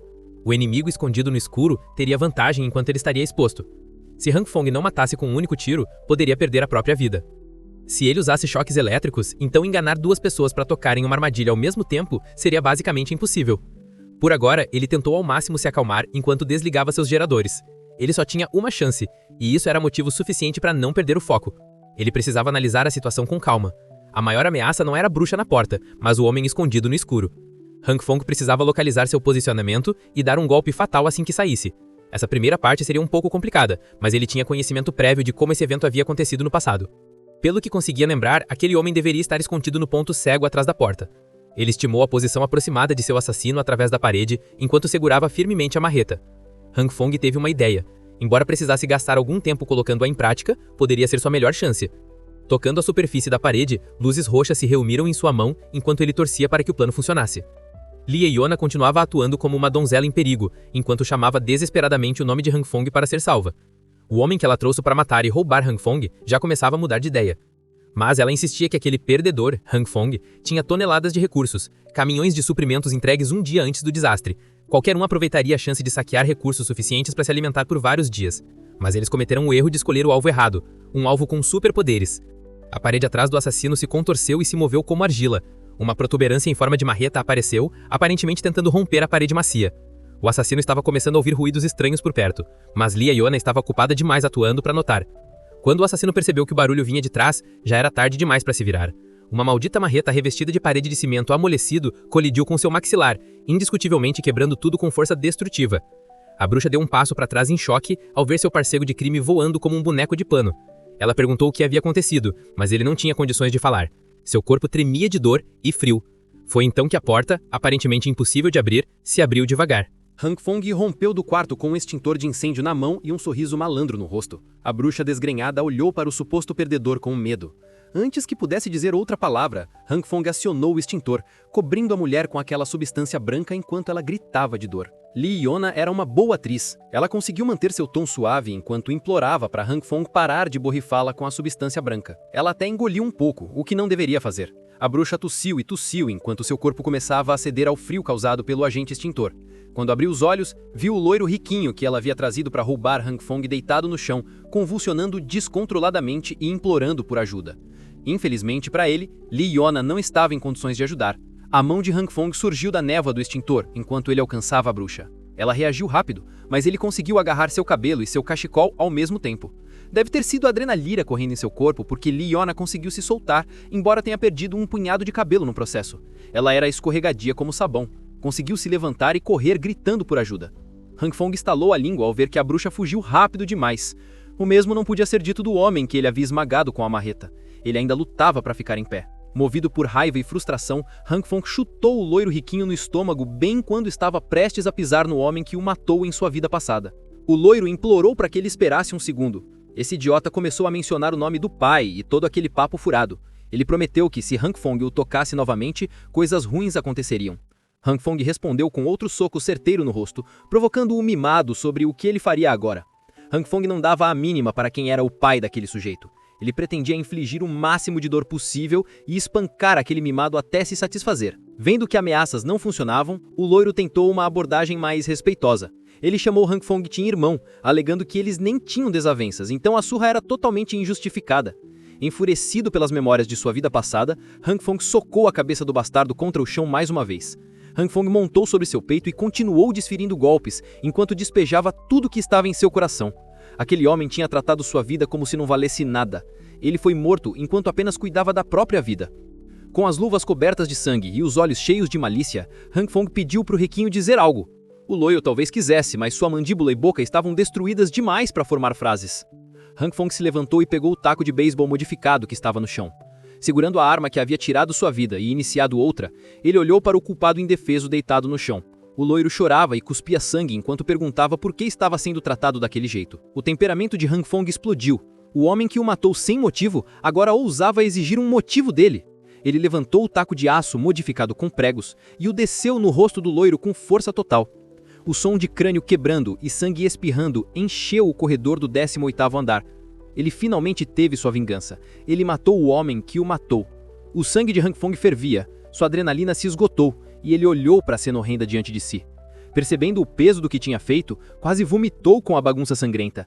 Felizmente conseguiu virar o rosto para o lado e vomitar no chão. Han Fong tentou recuperar a compostura quando uma voz familiar pigarreou. Ele se virou e viu a garota excluída sentada perto da porta, brincando silenciosamente com o sangue do homem. Ela deve ter visto tudo acontecer e se ofereceu para ajudar a limpar a bagunça. Eles cuidaram da cena do crime, rapidamente. Ela nem parecia incomodada com o sangue ou a carne. Han Fong percebeu que havia algo de errado com aquela garota e que não era uma boa ideia deixá-la ficar em sua casa. Ele usou a desculpa de que mais criminosas em busca de vingança poderiam atacá-lo a qualquer momento para convencê-la a voltar para casa antes que fosse pega no fogo cruzado. Tomando seu suco de laranja, ela não parecia nem um pouco incomodada com a ameaça de intrusos. Han Fong só queria tirá-la dali por seu próprio bem, mas ela estava determinada a ficar no apartamento e parecia que nada faria ela mudar de ideia. Ele enfatizou que os próximos dias seriam perigosos e ambos poderiam morrer no processo. Ela colocou o copo de suco de laranja na mesa com firmeza, como se estivesse tomando uma decisão. A garota excluída garantiu que o verdadeiro olho do Rei do Mal os protegeria não importando o que acontecesse. Mas por hora, o poder do Rei do Mal estava esgotado e ela precisava dormir. Han Fong já estava cansado daquela palhaçada, então ele agarrou o braço dela antes que ela pudesse se trancar no quarto. Ele exigiu que ela parasse de tentar dispensá-lo com aquele papo pseudo-sombriozinho e ouvisse, pois eles estavam prestes a enfrentar algo muito sério. Ela simplesmente olhou para o aperto firme dele em seu ombro e então levantou o olhar.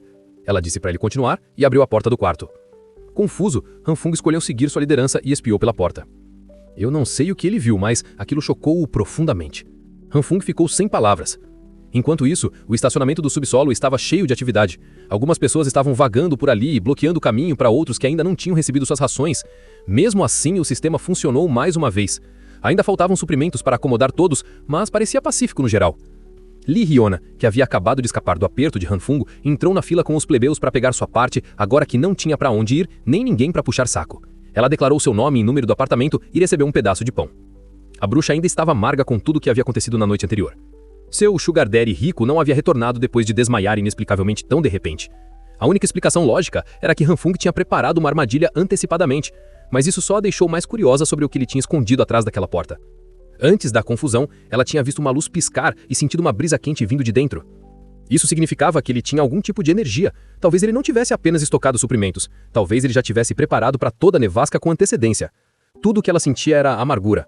O bastardo sorrateiro não disse uma palavra a ela sobre esse desastre iminente. Ele aproveitou o que era bom enquanto ela aceitava o lixo dele. Ela queria encontrar um jeito de dar uma olhada mais de perto dentro da casa de Han Fong. Enquanto ele estava ocupada fantasiando e fervendo de raiva, esbarrou em outro homem na fila das rações. O homem a reconheceu e uma luz misteriosa e brilhante brilhou bem na direção de Lee Hyona. O homem com a lanterna convidou alegremente Lee Hyona para o saguão do bloco 5, onde alguns sobreviventes acenderam uma brasa para se aquecer.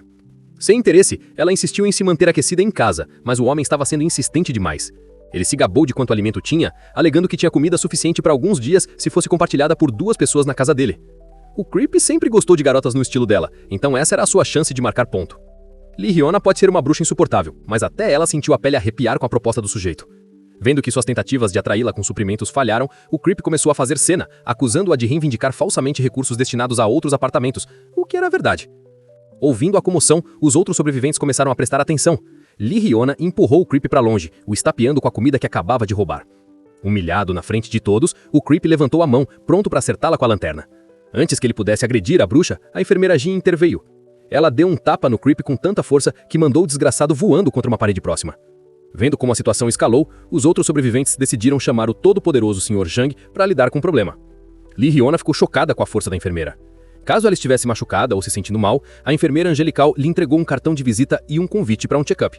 Sem querer atrair mais atenção, Hyuna agradeceu à enfermeira Jin e tentou sair dali o mais rápido possível.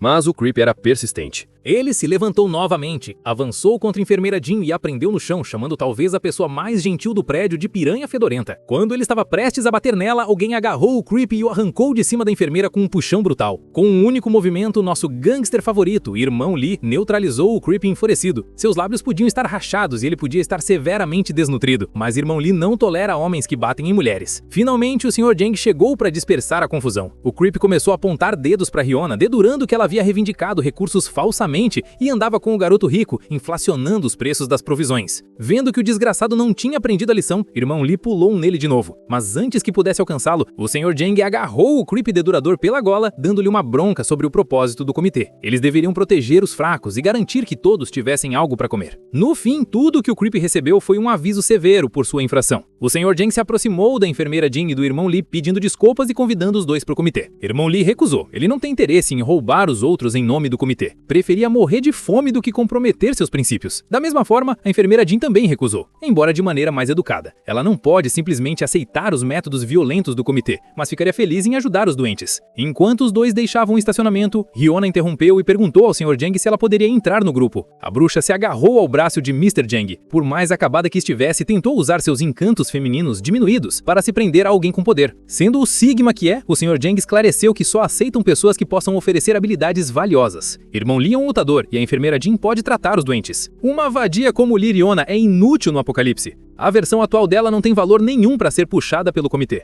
A bruxa forçou o cérebro e insistiu que conhecia um lugar com muitos recursos. Enquanto isso, dentro do quarto de Renfunks, parecia que ele estava jogando um jogo de adivinhação com sua nova colega de quarto. Entre as mãos da garota excluída, havia algum tipo de buraco negro. Conforme ela puxava um item atrás do outro de dentro do buraco negro, Renfung arrepiava. Ele estava tentando descrever um item que precisava, mas a garota acabou puxando um manequim. Para explicar o que estava acontecendo, a garota excluída revelou que tinha uma habilidade de armazenamento dimensional. Ela pode abrir um buraco negro que suga tudo nas proximidades. Embora seja fácil sugar itens, tirá-los de volta não é tão simples. Sua precisão para encontrar os itens é muito baixa. Renfung está curioso sobre o interior do buraco negro e como a habilidade funciona. A própria garota excluída nunca explorou o interior antes. Como ela não tinha problema em vasculhar com as mãos, Renfung concluiu que ele poderia dar uma olhada lá dentro. Então, ele enfiou a cabeça no buraco negro da garota. Não chame a polícia, não é o que parece. Com metade do corpo dentro do subespaço, ele abriu os olhos para uma vasta dimensão cheia de suprimentos intermináveis. A escala era incrivelmente massiva. Suprimentos e coisas aleatórias flutuavam em caos, como era de se esperar da super-humana que esvaziou os supermercados da região leste da noite para o dia.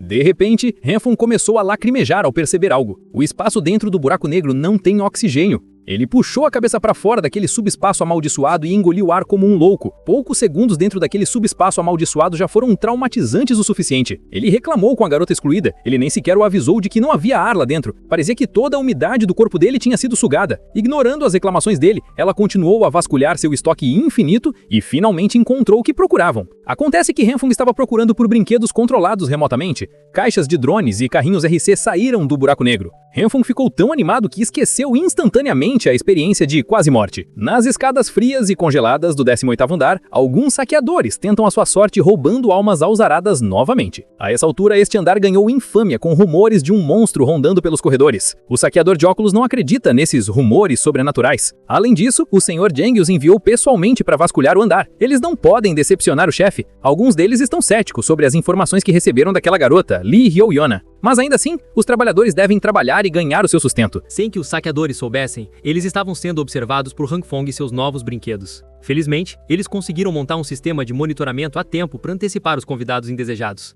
Eles elaboraram um plano para lidar com situações como essa. Han Fong acenderá o fogo, e o plano 2 pode começar. Ajustando um cronômetro de 2 minutos em seu relógio, ele saiu do quarto. Nas escadas, os saqueadores pararam ao ouvir um som fraco e assustador à frente. O que seguiu o som foi uma cacofonia de luzes. A fonte das luzes eram os carrinhos controlados remotamente que Han Fong havia colocado antes. Os saqueadores se acalmaram ao ver os brinquedos. O que eles não viram foram os explosivos presos àqueles brinquedos. Quando o pavio queimou, pequenas explosões encheram as escadas, engolindo os saqueadores. Não se preocupe, não é letal. Só eram explosivos de cal para cegar os intrusos. Enquanto estavam incapacitados, um drone voou sobre suas cabeças. Na cauda do drone, eles viram outro explosivo, fazendo os saqueadores se dispersarem e recuarem pelo caminho de onde vieram. Eles tentaram correr do drone voador, mas a garota excluída é uma piloto habilidosa. Hanfong insistiu que eles realmente precisavam ensinar uma lição àqueles bastardos dessa vez. Mas em seu desejo de brincar com os saqueadores, o drone ficou baixo demais e perto demais de um deles, ficando vulnerável ao ataque. Numa tentativa desesperada de escapar dos golpes do saqueador dos óculos, uma das hélices do drone foi atingida pela barra de ferro. Com a perda de controle do lado esquerdo, a estabilização se tornou impossível. Eles não podem perder aquele drone, pois esse é o único brinquedo aéreo. A garota excluída tentou recuperar o controle, mas o brinquedo voador em espiral acabou saindo pela janela. O cronômetro que Hanfong havia configurado finalmente chegou a 0. E o fogo de artifício preso ao único drone explodiu como se fosse um ano novo ártico do lado de fora. A explosão fez a hélice direita falhar e eles perderam completamente o controle. A garota excluída tentou salvar a situação fazendo um pouso de emergência fora de uma janela de um determinado andar. Hanfong se equipou para sair e recuperar o brinquedo deles. Esse drone é importante demais agora. Mas a câmera aérea captou algo estranho. Entre as escadas, parecia haver um cadáver.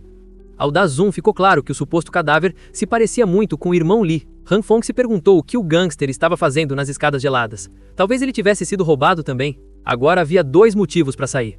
Hanfong avisou sua colega de quarto para não abrir a porta para ninguém. Ele embalou alguns itens essenciais caso algo acontecesse. A garota excluída também lhe entregou um rádio para manter comunicação. Como toque final, Hanfong pegou sua pistola, carregou-a e torceu para não precisar usá-la lá fora. Lanterna na mão, Hanfong desceu cautelosamente as escadas. Os andares 17, 16 e 15 estavam seguros agora que os saqueadores haviam recuado. De acordo com as medições do drone, a temperatura lá fora já está em menos 49,8 graus Celsius. Sem qualquer proteção, humanos congelam até a morte em minutos, se não segundos. Irmão Lee está numa situação extremamente precária e Hanfong precisa ser rápido se quiser resgatar seu irmão. Enquanto isso, a equipe de exploração relatou o que aconteceu nos andares superiores. O Sr. Jang ouviu calmamente e agradeceu pelos esforços.